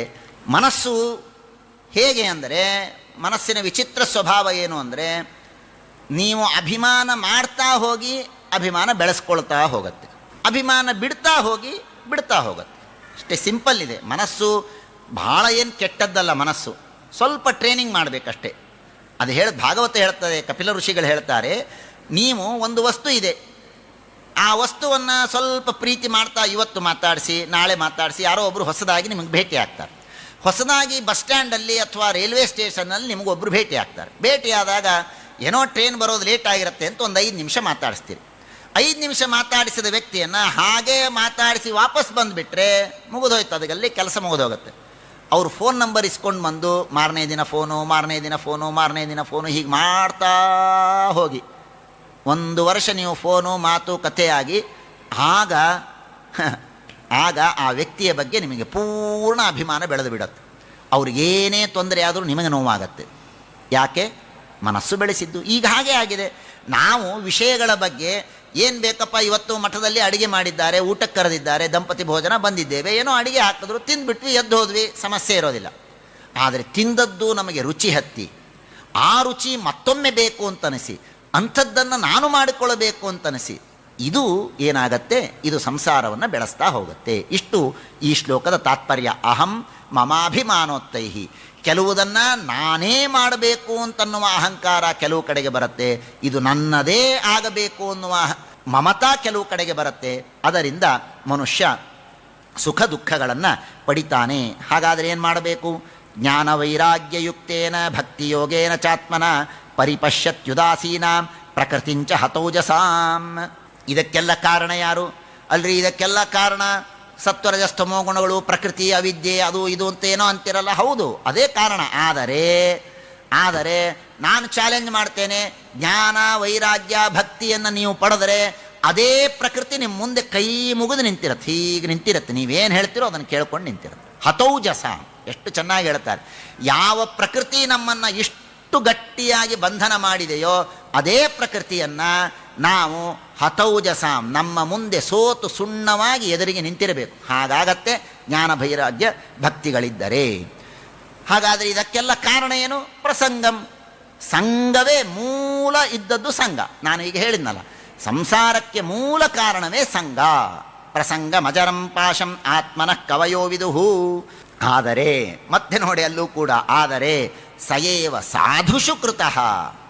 ಸಂಘ ಬೇಡ ಅಂದಿಲ್ಲ ನಾನು, ಸಂಘ ಬೇಡ ಅಂದಿಲ್ಲ. ಆ ಸಂಘವನ್ನು ಸಜ್ಜನರ ಜೊತೆಗೆ ಮಾಡಿ ಅಷ್ಟೆ. ಸಂಘ ಒಳ್ಳೆಯದೇ, ಸಂಘ ಒಳ್ಳೆಯದೇನೆ, ಆದರೆ ಸಜ್ಜನರ ಜೊತೆಗೆ ಮಾಡಿದರೆ ಮುಕ್ತಿಯನ್ನು ಕೊಡುತ್ತೆ, ದುರ್ಜನರ ಜೊತೆಗೆ ಮಾಡಿದರೆ ಅದೇ ನಮಗೆ ಸಂಸಾರವನ್ನು ಕೊಡುತ್ತೆ. ಸರಿ, ಸಜ್ಜನರು ಯಾರು? ಸಜ್ಜನರ ಜೊತೆ ಮಾಡಿ ಅಂದರೆ ಸಜ್ಜನರು ಯಾರು ಅದನ್ನು ಹೇಳ್ತಾರೆ. ತಿತಿಕ್ಷವಃ, ದೊಡ್ಡವರು ಬೈದರೆ ಸಹನೆ ಮಾಡುವವರು ಸಾಧುಗಳು. ಕಾರುಣಿಕಾಹ, ತಮಗಿಂತಲೂ ಚಿಕ್ಕವರ ಮೇಲೆ ಕರುಣೆ ಮಾಡುವವರು ಸಾತ್ವಿಕರು ಸಜ್ಜನರು. ಸುಹೃದಃ, ತಮ್ಮ ಸಮಾನರಾಗಿದ್ದವರನ್ನು ಪ್ರೀತಿಯಿಂದ ಕಾಣುವರು, ಸ್ನೇಹದಿಂದ ಕಾಣಬೇಕು. ಅಜಾತ ಶತ್ರವಃ, ಯಾರನ್ನು ಅನವಶ್ಯಕವಾಗಿ ಶತ್ರುಗಳನ್ನು ಮಾಡಿಕೊಳ್ಳಬಾರದು. ಶಾಂತಾಹ, ಭಗವಂತನಲ್ಲಿ ಮನಸ್ಸಿಡಬೇಕು. ಮೈ ಅನನ್ಯೇನ ಭಾವೇನ, ನನ್ನಲ್ಲಿ ಅನನ್ಯ ಭಕ್ತಿಯನ್ನು ಮಾಡಬೇಕು. ಏನು ಅನನ್ಯ ಭಕ್ತಿಯನ್ನು ಮಾಡೋದು ಅಂದರೆ ಶ್ರೀಮದಾಚಾರ್ಯ ಹೇಳ್ತಾರೆ, ಯಾದೃಶೀ ಮಯಿ ಭಕ್ತಿ ಸ್ಯಾತ್ ತಾದೃಶನ್ಯತ್ರ ನೈವ ಚೇತ್ ಅನನ್ಯ ಭಕ್ತಿರುದ್ದಿಷ್ಟ ಮಯ್ಯುದ್ರೇಕಾತ್ ಸಯೈವ ತರೇತ್ ಸಂಸ್ಕೃತಿಂ. ಅನನ್ಯ ಭಕ್ತಿ ಅಂದರೆ ಏನು? ಬಹಳ ಸತಿ ಅಂತಿರ್ತೇವೆ ನಾವು, ದೇವರಲ್ಲಿ ಅನನ್ಯ ಭಕ್ತಿಯನ್ನು ಮಾಡಬೇಕು, ಅನನ್ಯ ಭಕ್ತಿಯನ್ನು ಮಾಡಬೇಕು. ಅನನ್ಯ ಭಕ್ತಿ ಅಂದರೆ ಏನು? ಅದನ್ನು ಬೇಸಿಕ್ ಶ್ರೀಮದಾಚಾರ್ಯ ಹೇಳ್ತಾರೆ. ಏನು ಅನನ್ಯ ಭಕ್ತಿ ಅಂದರೆ? ಅನನ್ಯ ಭಕ್ತಿ ಅಂದರೆ ಏನು ಅಂದರೆ, ದೇವರಿಗೆ ಏನು ಮಾಡ್ತೀರೋ ಅದು ಇನ್ನೊಬ್ಬರಿಗೆ ಮಾಡಬಾರ್ದು. ದೇವರಲ್ಲಿ ತೋರಿಸುವ ಪ್ರೀತಿ ಇನ್ನೊಬ್ಬರಿಗೆ ಅದನ್ನು ಶೇರ್ ಮಾಡಬಾರ್ದು. ಅದು ದೇವರಿಗೆ ಮೀಸಲು, ದೇವರಿಗೆ ಮೀಸಲು. ರಮಾ ಬ್ರಹ್ಮಾದಿಗಳಲ್ಲಿ ಭಕ್ತಿಯನ್ನು ಮಾಡಬೇಕು, ಆದರೆ ದೇವರಲ್ಲಿ ಮಾಡುವಷ್ಟು ಮಾಡಿದರೆ ಹೋಯ್ತು, ಅದು ಅನನ್ಯ ಭಕ್ತಿ ಅಲ್ಲ. ನಂದೇನು ಸ್ಪೆಷಲ್ಲು ಅಂತಾನೆ ದೇವರು. ನಂದೇನು ಸ್ಪೆಷಲ್ಲು? ಮಗನ ಬರ್ತ್ಡೇ ಇದೆ, ಮಗನ ಬರ್ತ್ಡೇ ದಿವಸ ಗಿಫ್ಟ್ ಕೊಡಬೇಕು ಅಂತ ತಂದಿದ್ದೀರಿ. ಮಗ ಪಾಪ ಭಾರಿ ರೆಡಿಯಾಗಿ ನಮ್ಮ ಅಪ್ಪ ಗಿಫ್ಟ್ ತರ್ತಾನೆ ಇವತ್ತು ಅಂತ ಭಾರಿ ಖುಷಿಯಿಂದ 5 ವರ್ಷದ ಕೂಸೋ 6 ವರ್ಷದ ಮಗ ರೆಡಿಯಾಗಿ ಕೂತಿದ್ದಾನೆ. ಗಿಫ್ಟ್ ತಂದ್ರಿ, ಗಿಫ್ಟ್ ತಂದು ಮಗನಿಗೆ ಗಿಫ್ಟ್ ಕೊಟ್ರಿ, ಭಾರಿ ಖುಷಿ ಆಯಿತು ಮಗನಿಗೆ. ಆದರೆ ನೀವು ಮಾಡಿದ ತಪ್ಪೇನು ಅಂದರೆ, ಆ ಮಗನಿಗೆ ಏನು ಗಿಫ್ಟ್ ಕೊಟ್ಟರೋ ಅದೇ ಥರದ ಒಂದು 10-15 ಗಿಫ್ಟ್ ತಂದಿದ್ರಿ, ಅಕ್ಕಪಕ್ಕ ಇರುವ ಎಲ್ಲರಿಗೂ ಕೊಟ್ಬಿಟ್ರಿ. ಮಗನಿಗೆ ಏನು ಅನಿಸುತ್ತೆ? ಅಯ್ಯ, ಇದಾ ನನಗೆ ಗಿಫ್ಟು ಅಂತಂತಾನೆ. ಯಾಕೆಂದರೆ ಎಕ್ಸ್ಕ್ಲೂಸಿವ್ನೆಸ್ ಇಲ್ಲ. ಮಗ ತಂದೆಯಿಂದ ಬಯಸೋದು ಎಕ್ಸ್ಕ್ಲೂಸಿವ್ನೆಸ್. ನನಗೇನಾದರೂ ಸ್ಪೆಷಲ್ ಮಾಡಬೇಕು. ಎಲ್ಲರಿಗೂ ಇರುತ್ತೆ, ಮಗನಿಗೆ ಇದೆ, ಗಂಡನಿಗೆ ಇದೆ, ಹೆಂಡತಿಗೆ ಇದೆ, ತಂದೆಗೆ ಇದೆ, ತಾಯಿಗಿದೆ. ಹಾಗಾಗಿ ಮಗ ಮಕ್ಕಳು ಇವರಿಗೆ ಹೀಗಿರಬೇಕಾದ್ರೆ ಇನ್ನು ದೇವರಲ್ಲಿ ನಾವು ಭಕ್ತಿ ಮಾಡ್ತೇವಪ್ಪ, ನಿನಗೆ ಸೋಮವಾರ ನಿನಗೆ, ಮಂಗಳವಾರ ಇನ್ನೊಬ್ಬರಿಗೆ, ಮತ್ತೊಂದು ಶನಿವಾರ ಹೀಗೆ ಮಾಡಿದ್ರಲ್ಲ. ಅನನ್ಯ ಭಕ್ತಿ ಅಂದರೆ ದೇವರಲ್ಲಿ ಏನು ಭಕ್ತಿ ಮಾಡ್ತೀವೋ ಆ ಭಕ್ತಿ ಇನ್ನೊಬ್ಬರಲ್ಲಿ ಮಾಡಬಾರದು. ಇದು ಅನನ್ಯ ಭಕ್ತಿ. ಹೀಗೆ ಯಾರು ಅನನ್ಯ ಭಕ್ತಿಯನ್ನು ಮಾಡ್ತಾರೋ, ಮತ್ಕೃತೆ ತ್ಯಕ್ತ ಕರ್ಮಾಣಃ, ನನಗೋಸ್ಕರ ಎಲ್ಲವನ್ನೂ ತ್ಯಾಗ ಮಾಡಿರ್ತಾರೆ. ಮದಾಶ್ರಯ ಕಥಾಹೃಷ್ಟಾ, ಕೇವಲ ನನ್ನ ಕಥೆಯನ್ನು ಕೇಳ್ತಾ ಇದ್ದರೆ ಆನಂದ ಆಗತ್ತೆ, ಕುಣಿತಾರೆ, ಸಂತೋಷ ಪಡ್ತಾರೆ. ಅಂಥವರು ಯಾರೋ ಅವರು ಸಜ್ಜನರು. ಅಂತಹ ಸಜ್ಜನರಲ್ಲಿ ಸಂಘವನ್ನು ಮಾಡಿದರೆ ಆ ಸಂಘ ನಮಗೆ ಮುಕ್ತಿಗೆ ಕಾರಣವಾಗತ್ತೆ. ಸತಾಂ ಪ್ರಸಂಗಾನ್ ಮಮ ವೀರ್ಯ ಸಂಪದೋ ಭವಂತಿ ಹೃತ್ಕರ್ಣ ರಸಾಯನಃ ಕಥಾಃ ತಜ್ಜೋಷಣಾದಾಶ್ವಪವರ್ಗವರ್ತ್ಮನಿ ಶ್ರದ್ಧಾವತಿ ಭಕ್ತಿರನುತ್ಕ್ರಮಿಷ್ಯತಿ. ಶ್ರದ್ಧಾವತಿ ಭಕ್ತಿರನುತ್ಕ್ರಮಿಷ್ಯತಿ. ಸಜ್ಜನರ ಸಂಘ ಮಾಡೋದ್ರಿಂದ ಏನು ಲಾಭ? ಭಗವಂತ ಹೇಳ್ತಾನೆ, ಏನು ಲಾಭ ಅಂದರೆ ನಮಗೆ ಬೇಕಾದದ್ದೇನಪ್ಪ? ಭಕ್ತಿ ತಾನೆ. ಆ ಭಕ್ತಿ ಬರೋದಕ್ಕೆ ಸಜ್ಜನರ ಸಂಘ ಕಾರಣ ಆಗತ್ತೆ. ಹೇಗೆ? ದೇವರ ಕಥೆಯನ್ನು ಹೇಳ್ತಾರೆ, ಸ್ವಲ್ಪ ಶ್ರದ್ಧೆ ಬರುತ್ತೆ. 4 ಜನ ಸಜ್ಜನರೆಲ್ಲ ಕೂತಿರ್ತಾರೆ, ಹೋಗ್ತೇವೆ, ನಾವು ಕೂಡ್ತೇವೆ, ದೇವರ ಮಹಿಮೆ ಹೇಳ್ತಾರೆ. ದೇವರು ಹಾಗೆ ಮಾಡ್ದ, ದೇವರು ಹೀಗೆ ಉಪಕಾರ ಮಾಡಿದ, ನಮ್ಮ ಮನೆಯಲ್ಲಿ ಇಷ್ಟು ಕಷ್ಟ ಆಗಿತ್ತು, ದೇವರನ್ನು ಸ್ಮರಣೆ ಮಾಡಿದ್ವಿ, ಎಲ್ಲ ಪರಿಹಾರ ಆಯಿತು. ಒಂದು ದಿನ ಕೇಳಿದ್ರಿ, ಅಷ್ಟೇ ಒಂದು ಸ್ವಲ್ಪ 1 ಸೆಂಟಿಮೀಟ್ರಷ್ಟು ಶ್ರದ್ಧೆ ಬೆಳೀತು. ಶ್ರದ್ಧೆ 1 ಸೆಂಟಿಮೀಟ್ರ್ ಬೆಳೆದ್ರೆ ಆ ಭಕ್ತಿಯು ಅಷ್ಟೇ ಪ್ರಪೋರ್ಷನೇಟ್ಲಿ ಬೆಳೀತಾ ಹೋಗುತ್ತೆ. ಶ್ರದ್ಧೆ ಭಕ್ತಿ, ಶ್ರದ್ಧೆ ಭಕ್ತಿ, ಶ್ರದ್ಧೆ ಭಕ್ತಿ, ಹೀಗೆ ಬೆಳೀತಾ ಹೋಗುತ್ತೆ. ಅದಕ್ಕೆ ನಾನು ಹೇಳ್ತಾ ಇದ್ದೆ, ಒಂದು ಟಾಸ್ಕ್ ಏನು ಅಂದರೆ, ಒಂದು ವರ್ಷ ಬೆಂಗಳೂರಿಗೆ ಬರಲೇಬೇಡಿ, ಮಠಕ್ಕೆ ಬರಬೇಡಿ, ಉಪನ್ಯಾಸ ಕೇಳಬೇಡಿ, ಹಾಡು ಕೇಳಬೇಡಿ, ಎಲ್ಲಾದರೂ ಒಂದು ಕಡೆಗೆ ಹೋಗಿ ಆರಾಮಾಗಿ 1 ವರ್ಷ ಮಜಾ ಮಾಡಿ ಬನ್ನಿ. ನಿಮ್ಮ ಭಕ್ತಿ ಇಳಿದು ಹೋಗಿರುತ್ತೆ, ಪೂರ್ಣ ಇಳಿದು ಹೋಗಿರುತ್ತೆ. ಸಜ್ಜನರ ಸಂಘ ಶ್ರವಣ ಇದ್ದರೇನೇ ಭಕ್ತಿ ಬೆಳೀತಾ ಹೋಗುತ್ತೆ. ಆ ಶ್ರದ್ಧಾ ಭಕ್ತಿಗಳು ಬೆಳೆಯೋದಕ್ಕೆ ಸಜ್ಜನರ ಸಂಘ ಅನ್ನೋದು ನೀರು ಹಾಕಿದಂತೆ, ಬೆಳಕು ಕೊಟ್ಟಂತೆ. ಹಾಗಾಗಿ ಸಜ್ಜನರ ಸಂಘವನ್ನು ಮಾಡಬೇಕು. ಆಗ ದೇವಹೂತಿ ಮತ್ತೆ ಕೇಳ್ತಾಳೆ, ಭಕ್ತಿ ಅಂತಿರಲ್ಲ, ಯಾವ ಭಕ್ತಿ ಇದು ಶ್ರೇಷ್ಠ? ಆಗ ಭಗವಂತ ಹೇಳ್ತಾನೆ, ನಿಷ್ಕಾಮವಾದ ಭಕ್ತಿಯೇ ಇದು ಶ್ರೇಷ್ಠ. ಕೆಲವರಂತೂ ನಾನು ಕರೆದು ಸಾಯುಜ್ಯ ಮೋಕ್ಷ ಕೊಡ್ತೇನೋ ಅಂತ ಹೇಳಿದರೂ ಕೂಡ, ಸ್ವಾಮಿ ಸಾಯುಜ್ಯ ಬೇಡ, ಭಕ್ತಿ ಸಾಕು ಅಂತಂತಾರೆ. ಇಲ್ಲಿ ಶ್ರೀಮದಾಚಾರ್ಯ ನಿರ್ಣಯವನ್ನು ಕೊಡ್ತಾರೆ. 2 ತರಹದ ಭಕ್ತರಿರ್ತಾರೆ. ಕೆಲವರು ಸಕಾಮವಾಗಿ ಮೋಕ್ಷವನ್ನು ಕೊಡು ಅಂತ ದೇವರಲ್ಲಿ ಪ್ರಾರ್ಥನೆ ಮಾಡಿ ಮೋಕ್ಷಕ್ಕೆ ಹೋಗುವವರು ಕೆಲವರು. ಮೋಕ್ಷವೂ ಬೇಡ ಅಂತ ಹೇಳಿ ಭಗವಂತನ ಆರಾಧನೆಯನ್ನು ಮಾಡುವಂತಹ ಏಕಾಂತ ಭಕ್ತರು ಕೆಲವರು. ಆ ಏಕಾಂತ ಭಕ್ತರು ಈ ಸಕಾಮವಾಗಿ ಕರ್ಮವನ್ನು ಮಾಡಿ ಮೋಕ್ಷಕ್ಕೆ ಹೋಗುವಂತಹ ಏನು ಜೀವರಾಶಿಗಳಿದ್ದಾರಲ್ಲ, ಉದಾಹರಣೆಗೆ ನಾವು ಅಂತ ಇಟ್ಕೊಳ್ಳಿ, ನಾವು ದೇವರಿಗೆ ಮೋಕ್ಷ ಬೇಕು ಅಂತ ಕೇಳಿದ್ದೇವೆ, ನಮಗೆ ಮೋಕ್ಷ ಆಗಿದೆ. ನಾವು ಮೋಕ್ಷದಲ್ಲಿ ಅನುಭವಿಸುವ ಆನಂದಕ್ಕಿಂತಲೂ ಮೋಕ್ಷ ಬೇಡ ಅಂತ ಹೇಳಿ ಉಪಾಸನೆ ಮಾಡುವ ದೇವತೆಗಳಿದ್ದಾರಲ್ಲ, ಅವರು ಇದೇ ಸಂಸಾರದಲ್ಲೇ ಅದಕ್ಕಿಂತಲೂ ಜಾಸ್ತಿ ಆನಂದವನ್ನು ಅನುಭವಿಸ್ತಾರಂತೆ, ಮೋಕ್ಷ ಬೇಡ ಅನ್ನುವಂತಹ ದೇವತೆಗಳು. ಹಾಗಾಗಿ ಅಂತಹ ಭಕ್ತರು ನನಗೆ ಉತ್ತಮರು. ಅಥೋ ವಿಭೂತಿಂ ಮಮ ಮಾಯಯಾಚಿತ ಮೈಶ್ವರ್ಯಮಷ್ಟಾಂಗಮನುಪ್ರವೃತ್ತಂ ಶ್ರಿಯಂ ನ ದೇವೀಂ ಸ್ಪೃಹಯಂತಿ ಭದ್ರಾಂ ಪರಸ್ಯ ಮೇ ತೇಷ್ಣುಮತೆ ಹಿ ಲೋಕೆ. ಆದರೆ ಅವ್ರೇನು ಬೇಡ ಅಂತಾರೆ? ವೈಕುಂಠದಲ್ಲಿ ಎಷ್ಟೆಲ್ಲ ಭೋಗ ಇದೆ, ಯಾವುದು ಬೇಡ. ಆದರೆ ನಾನು ಆದೇಶ ಮಾಡ್ತೀನಿ, ನಾನು ಹೇಳ್ತೀನಿ ತಗೋ, ನೀನು ಹೇಳ್ತೀಯ, ಅವಶ್ಯ ಮಾಡ್ತೇನೆ. ಆದರೆ ನನಗೆ ಆಪ್ಷನ್ ಕೊಟ್ಟರೆ ನನಗೆ ಮೋಕ್ಷವೂ ಬೇಡ, ನನಗೆ ಸಾಯುಜ್ಯವೂ ಬೇಡ, ಏನೂ ಬೇಡ ಅಂತಂತಾರೆ. ಆದರೆ ನಾನು ಆದೇಶ ಮಾಡಿದ್ದಕ್ಕಾಗಿ ಅವರು ಸ್ವೀಕಾರ ಮಾಡ್ತಾರೆ. ಇವರು ಉತ್ತಮ ಭಗವದ್ಭಕ್ತರು. ಸರಿ, ಏನೋ ಮೋಕ್ಷ ಗೀಕ್ಷ ಕೊಟ್ಟು ಬಿಡ್ತೀಯಾ, ಆಮೇಲೆ ನೀನು ಕಸಿದುಕೊಂಡು ಬಿಟ್ರೆ ಅದಕ್ಕೆ ಹೇಳ್ತಾನೆ, ಸಾಧ್ಯವೇ ಇಲ್ಲ. ನಕರ್ಹಿ ಚಿನ್ಮತ್ಪರ ಶಾಂತರೂಪಾ ನಂಕ್ಷಂತಿ ಮೇ ಅನಿಮಿಷೋ ಲೇಢಿಹೇತಿ. ಒಮ್ಮೆ ಮೋಕ್ಷಕ್ಕೆ ಹೋದ ಮೇಲೆ ಅವರಿಗೆ ನನ್ನ ಈ ನಿಮೇಷ ಕಾಲ ಎಂಬ ರೂಪ ಅವರನ್ನು ಪೀಡೆಗೊಳಿಸೋದಿಲ್ಲ, ಅವರ ಹತ್ರನೇ ಹೋಗೋದಿಲ್ಲ. ಏನು ಯೋಚನೆ ಮಾಡಬೇಡ. ಸರಿಯಪ್ಪ, ನೀನೇನೋ ಭಾರಿ ಭರವಸೆ ಕೊಟ್ಬಿಟ್ಟು ಕೆಲವ್ರು ಹೇಳ್ಬಿಡ್ತಾರೆ, ಏನು ಯೋಚನೆ ಮಾಡಬೇಡ್ರಿ, ಬರ್ರಿ, ಫೋನ್ ಮಾಡೋದು, ನಾಳೆ ಸ್ವಾಮಿಗಳು ಬರ್ಲಿಕ್ಕತ್ತಾರ, ಪೂಜೆದ, ಬರ್ರಿ, ಆರಾಮ್ ಬರ್ರಿ ಅನ್ಬಿಡೋದು. ಪಾಪ ಇವು ಹೇಳೋಣ ಅನ್ನೋದಕ್ಕೆ ಬರ್ತಾರೆ. ಇಲ್ಲೋ ಪೂರ್ಣ ರಶ್, ಅವ್ನು ಒಳಗೆ ಕಾಲಿಡಲಿಕ್ಕೆ ಆಗೋದಿಲ್ಲ. ಫೋನ್ ಮಾಡಿ ಕರೆದು ಬಿಡೋದು, ಬರ್ರಿ ಆರಾಮಾಗ್ತದೆ ಅಂತ. ಇಲ್ಲಿ ಒಳಗೆ ಬಿಡೋರೇ ಯಾರಿರೋದಿಲ್ಲ. ಹಾಗೆ ಸಮಸ್ಯೆಯ. ಅದಕ್ಕೆ ದೇವರಂತಾನೆ, ಏನು ಯೋಚನೆ ಮಾಡಬೇಡಿ, ಯಾರ್ಯಾರಿದ್ದಾರೆ ಹೇಳು. ನಾಣ್ಯತ್ರ ಮದ್ಭಗವತ ಪ್ರಧಾನ ಪುರುಷೇಶ್ವರಾತ್ ಮದ್ಭಯಾತ್ ವಾತಿ ವಾತೋಯಂ. ವಾಯುದೇವರನ್ನು ಕರ್ಕೊಂಬರ್ತೀಯ, ಮದ್ಭಯಾತ್ ವಾತಿ ವಾತೋಯಂ, ನನ್ನ ಭಯ ಇದೆ ಅವನಿಗೆ, ಏನು ಮಾಡೋದಿಲ್ಲ. ಸೂರ್ಯಸ್ತಪತಿ ಮದ್ಭಯಾತ್, ಸೂರ್ಯ, ವಾಯು, ಚಂದ್ರ, ಅಗ್ನಿ, ತಾರಕ ಎಲ್ಲರೂ ನನ್ನ ಆದೇಶದಂತೆ ಕೆಲಸ ಮಾಡೋರು. ಆದ್ದರಿಂದ ನೀನು ಏನು ಯೋಚನೆ ಮಾಡಬೇಡ, ನನ್ನ ಭಕ್ತಿಯನ್ನು ಮಾಡು, ನಾನು ಉದ್ಧಾರವನ್ನು ಮಾಡ್ತೇನೆ ಎಂಬುದಾಗಿ ಹೇಳ್ತಾನೆ. ಅದಾದ ಮೇಲೆ ಮತ್ತೆ ತತ್ವಗಳ ಲಕ್ಷಣವನ್ನು ಹೇಳು ಅಂತ ಕೇಳ್ತಾಳೆ. ತತ್ವಗಳ ಲಕ್ಷಣ ಬಹಳ ವಿಸ್ತಾರವಾಗಿದೆ. ಮತ್ತೆ 1-2 ಶ್ಲೋಕಗಳನ್ನು ಮತ್ತೆ ತಿಳಿಯೋಣ. ದೇವರನ್ನು ಅನಾದಿ ಅಂತ ಕರೀತಾರೆ. ತತ್ವಗಳು 2, ಸ್ವತಂತ್ರ, ಅಸ್ವತಂತ್ರ. ಸ್ವತಂತ್ರನಾದ ಭಗವಂತ ಹೇಗಿದ್ದಾನೆ? ಅನಾದಿ, ಅವನಿಗೆ ಹುಟ್ಟು ಸಾವುಗಳಿಲ್ಲ. ಆತ್ಮ, ಬಯಸಿದ ಎಲ್ಲ ಅಪೇಕ್ಷೆಗಳನ್ನು ಪೂರ್ಣ ಮಾಡುವವನು. ನಿರ್ಗುಣ, ಸತ್ವರಜಸ್ತಮೋ ಗುಣಗಳ ವಿಕಾರ ಇಲ್ಲ. ಪ್ರಕೃತಿ ಪರಹ, ಪ್ರಕೃತಿಗಿಂತಲೂ ಉತ್ತಮ. ಪ್ರತ್ಯಗ್ಧಾಮ, ಪ್ರತ್ಯಗ್ಧಾಮ ಅಂತ ದೇವರ ಹೆಸರು. ಅಂದ್ರೇನು?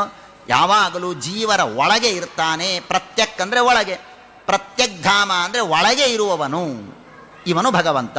ಸ್ವಯಂ ಜ್ಯೋತಿ ಸರ್ವಜ್ಞ. ಇನ್ನೊಂದು ಮಾತನ್ನು ಹೇಳ್ತಾರೆ, ಇನ್ನೊಂದು ದೇವರ ಮಹಿಮೆಯನ್ನು ಹೇಳ್ತಾರೆ. ಏನು ದೇವರ ಮಹಿಮೆ? ವಿಶ್ವಂ ಏನ ಸಮನ್ವಿತಂ, ವಿಶ್ವಂ ಏನ ಸಮನ್ವಿತಂ. ಅದ್ಭುತವಾದ ದೇವರ ಮಹಿಮೆ. ನಾನು ಯಾವುದ್ಯಾವುದಕ್ಕೋ ಅದ್ಭುತ ಅಂತೇನೆ ಅಂದರೆ ಅದೊಂದೇ ಅದ್ಭುತ ಅಲ್ಲ, ನನಗೆ ಈಗ ಹೊಳೆದಿದೆ ಅನ್ನೋದಕ್ಕಾಗಿ ಅದನ್ನು ಹೇಳ್ತೇನೆ. ದೇವರ ಎಲ್ಲ ಮಹಿಮೆಗಳು ಅದ್ಭುತವೇ. ಅದ್ಭುತ ಮಹಿಮೆ. ವಿಶ್ವಂ ಏನ ಸಮನ್ವಿತಂ, ವಿಶ್ವಂ ಏನ ಸಮನ್ವಿತಂ. ಒಂದು ಮನೆಯಲ್ಲಿ ಇವತ್ತಿನ ಕಾಲದಲ್ಲಿ ನಾನು ಚಾಲೆಂಜ್ ಮಾಡ್ತೇನೆ, ಒಂದು ಜಾಯಿಂಟ್ ಫ್ಯಾಮಿಲಿ 15 ಜನ ಇದ್ದಾರೆ ಅಂತ ಅಂದ್ಕೊಳ್ಳಿ. ಸಮನ್ವಯದಿಂದ ಇದ್ದು ತೋರಿಸಿ, ಸಮನ್ವಯದಿಂದ ಇದ್ದು ತೋರಿಸಿ. ಆಗತ್ತಾ? ಆಗೋದಿಲ್ಲ. ಸಮನ್ವಯ ಒಂದರ್ಥ ವಿಶ್ವಮೇನ ಸಮನ್ವಿತಂ ಅಂದರೆ ಭಗವಂತ ಇಡೀ ಜಗತ್ತಿನಲ್ಲಿ ವ್ಯಾಪ್ತನಾಗಿದ್ದಾನೆ ಅಂತ ಒಂದರ್ಥ. ಇನ್ನೊಂದರ್ಥ ಸಮನ್ವಯ ಅನ್ನೋದಕ್ಕೆ ನೀವು ಶಾಸ್ತ್ರ ಓದ್ದವರಿಗೆ ಗೊತ್ತಿರುತ್ತೆ. ಯಾವುದಾದ್ರೂ ಒಂದು ಲಕ್ಷಣವನ್ನು ಹೇಳಿದ್ರಿಂದ ಸಮನ್ವಯ ಮಾಡಿ ತೋರಿಸಿ ಅಂತಂತಾರೆ. ಸಮನ್ವಯ ಮಾಡಿ ತೋರಿಸೋದು ಅಂದರೆ ಅಪ್ಲಿಕೇಬಲ್ ಅಂತ. ಈ ಜಗತ್ತು ಯಾರಿಗೆ ಅಪ್ಲಿಕೇಬಲ್ ಅಲ್ಲ ಹೇಳಿ ನೋಡೋಣ. ಎಷ್ಟು ಜನ ಇದ್ದಾರೆ ಇಲ್ಲಿ? ಮನುಷ್ಯರಿಗೆ ಓಕೆ, ಪ್ರಾಣಿ ಆಯಿತು, ಪಶುಗಳು ಓಕೆ, ಪಕ್ಷಿಗಳು ಎಷ್ಟು ತರಹದ ಜೀವರಾಶಿಗಳಿದ್ದಾರೆ ಜಗತ್ತಿನಲ್ಲಿ ಊಹೆ ಮಾಡಲಿಕ್ಕೆ ಸಾಧ್ಯವಿಲ್ಲ. 84 ಲಕ್ಷ ಯೋನಿಗಳು ಅಂತಂತಾರೆ. 84 ಲಕ್ಷ ಯೋನಿಗಳು ಪ್ರಧಾನ. ಅದು ಬಿಟ್ಟಿನ್ನೆಷ್ಟಿದೆ, ಅದು ಬಿಟ್ಟಿನ್ನೆಷ್ಟಿದೆ. ನಾನಾ ತರಹದ ವಿಚಿತ್ರವಾದ ಪ್ರಾಣಿಗಳು. ಎಲ್ಲ ಪ್ರಾಣಿಗಳಿಗೂ ಈ ಜಗತ್ತು ಅಪ್ಲಿಕಬಲ್. ಇದು ನನಗೆ ಬೇಡ ಅನ್ನೋರು ಯಾರಾದರೂ ಇದ್ದಾರಾ ಹೇಳಿ? ಇಲ್ಲಿ ಯಾಕೋ ನಂಗೆ ಸರಿ ಆಗ್ತಾ ಇಲ್ಲ, ಸ್ವಲ್ಪ ಚಂದ್ರಲೋಕಕ್ಕೆ ಹೋಗ್ತೀನಿ ಯಾರಾದರೂ ಅಂದಿದ್ದಾರ? ಇದು ಯಾಕೋ ನಮಗೆ ಬೇರೆ ಬೇರೆ ಊರಿಗೆ ಹೋಗಿರ್ತಾರೆ, ತಮಿಳ್ನಾಡಿಗೆ ಹೋಗ್ಬಿಡ್ತಾರೆ, ಈ ಕಡೆ ಶಿವಮೊಗ್ಗ ಅಥವಾ ಚಳಿ ಪ್ರದೇಶದ ಜನ ಹೋಗಿ ಅಯ್ಯೋ ಈ ಬಿಸಿಲು ಆಗಿ ಬರಲ್ಲಪ್ಪ ಅಂತ ವಾಪಸ್ ಹೋಗ್ತಾರೆ. ಹಾಗೆ ಇಲ್ಲಿ ಬಂದವರು ಈ ಭೂಮಿ ನಂಗೆ ಆಗಿ ಬರ್ತಾ ಇಲ್ಲಪ್ಪ, ನಾನು ಸ್ವಲ್ಪ ಚಂದ್ರಲೋಕಕ್ಕೆ ಹೋಗ್ತೀನಿ, ಮಂಗಳ ಲೋಕಕ್ಕೆ ಯಾರಾದರೂ ಅಂದಿದ್ದಾರ? ವಿಶ್ವಂ ಏನ ಸಮನ್ವಿತಂ. ಈ ವಿಶ್ವ ಹೇಗಿದೆ ಅಂದರೆ ಎಲ್ಲರಿಗೂ ಸಮನ್ವಿತ. ಇಂಥವರಿಗೆ ಇದು ನನಗೆ ಮನುಷ್ಯರಿಗೂ ಸರಿ, ಪ್ರಾಣಿಗಳಿಗೂ ಸರಿ, ಕೀಟಗಳಿಗೂ ಸರಿ, ಬ್ಯಾಕ್ಟೀರಿಯಾಗಳಿಗೂ ಸರಿ, ದುಷ್ಟರಿಗೂ ಸರಿ, ಶಿಷ್ಟರಿಗೂ ಸರಿ, ರಾಜರಿಗೂ ಸರಿ, ಎಲ್ಲರಿಗೂ ಇದು ವಿಶ್ವಂ ಏನ ಸಮನ್ವಿತ. ಇದು ದೇವರ ಸೃಷ್ಟಿ, ಇದು ದೇವರ ಸೃಷ್ಟಿ. ಎಲ್ಲವನ್ನೂ ದೇವರು ಎಲ್ಲರಿಗೂ ಬೇಕಾಗುವ ಹಾಗೆ ಮಾಡ್ತಾರೆ. ಇದು ದೇವರ ಅದ್ಭುತವಾದಂತಹ ಮಹಿಮೆ. ವಿಶ್ವಂ ಏನ ಸಮನ್ವಿತಂ. ಭಗವಂತ ಇನ್ನೂ ಬೇಕಾದಷ್ಟಿದೆ, ಇರಲಿ. ವಿಶ್ವಂ ನಮ್ಮ ಹೊಟ್ಟೆಯಲ್ಲಿ, ಇದು ಬ್ರಹ್ಮಾಂಡದಲ್ಲಾಯಿತು, ನಮ್ಮ ಹೊಟ್ಟೆಯಲ್ಲಿ ಕೆಲವು ಪದಾರ್ಥಗಳು ಹೇಗಿದೆ ಅಂದರೆ ಅದೇ ಪದಾರ್ಥಗಳನ್ನು ನೀವು ಹೊರಗೆ ತೆಗೆದು ಏನಾದರೂ ಮುಟ್ಟಿದರೆ ಕೈ ಸುಟ್ಟೋಗತ್ತೆ, ಚರ್ಮ ಸುಟ್ಟೋಗತ್ತೆ. ಅಂಥ ಆ್ಯಸಿಡ್ಗಳೆಲ್ಲ ಹೊಟ್ಟೆಯಲ್ಲಿದೆ. ವಿಶ್ವಮೇನ ಸಮನ್ವಿತ. ದೇವರೇ ಇರಬೇಕಂದ್ರೆ ಇರಬೇಕಷ್ಟೇ, ಹೊಟ್ಟೆಯಲ್ಲಿ ಇರತ್ತೆ. ಇದು ದೇವರ ಅದ್ಭುತ. ಊಟ ಮಾಡ್ತೇವೆ, ತಿಂತೇವೆ, ತಿಂದದ್ದೆಲ್ಲ ಪಚನ ಆಗತ್ತೆ, ಏನೋ ಆಗ್ತಾ ಇರತ್ತೆ. ಹೇಗಾಗತ್ತೆ? ಯಾರು ಮಾಡ್ತಾರೆ? ವಿಶ್ವಂ ಏನ ಸಮನ್ವಿತಂ. ಆ ಒಳಗಿದ್ದು ಎಲ್ಲವನ್ನು, ಅಲ್ಲಿ ಆ್ಯಸಿಡ್ಡು ಇರುತ್ತೆ, ಮತ್ತೊಂದು ಇರುತ್ತೆ, ಪ್ಯಾಂಕ್ರಿಯಾಸು, ಅಲ್ಲಿ ಇಲ್ಲಿ ಏನೇನೋ ರಾಸಾಯನಿಕ ಪ್ರಕ್ರಿಯೆಗಳಾಗತ್ತೆ. ಅದೇ ರಸಾಯನಗಳನ್ನು ನೀವು ಹೊರಗೆ ತೆಗೆದು ಜೋಡಿಸಿಡಿ, ಒಂದಕ್ಕೊಂದು ಹೊಂದಾಣಿಕೆ ಇಲ್ಲ.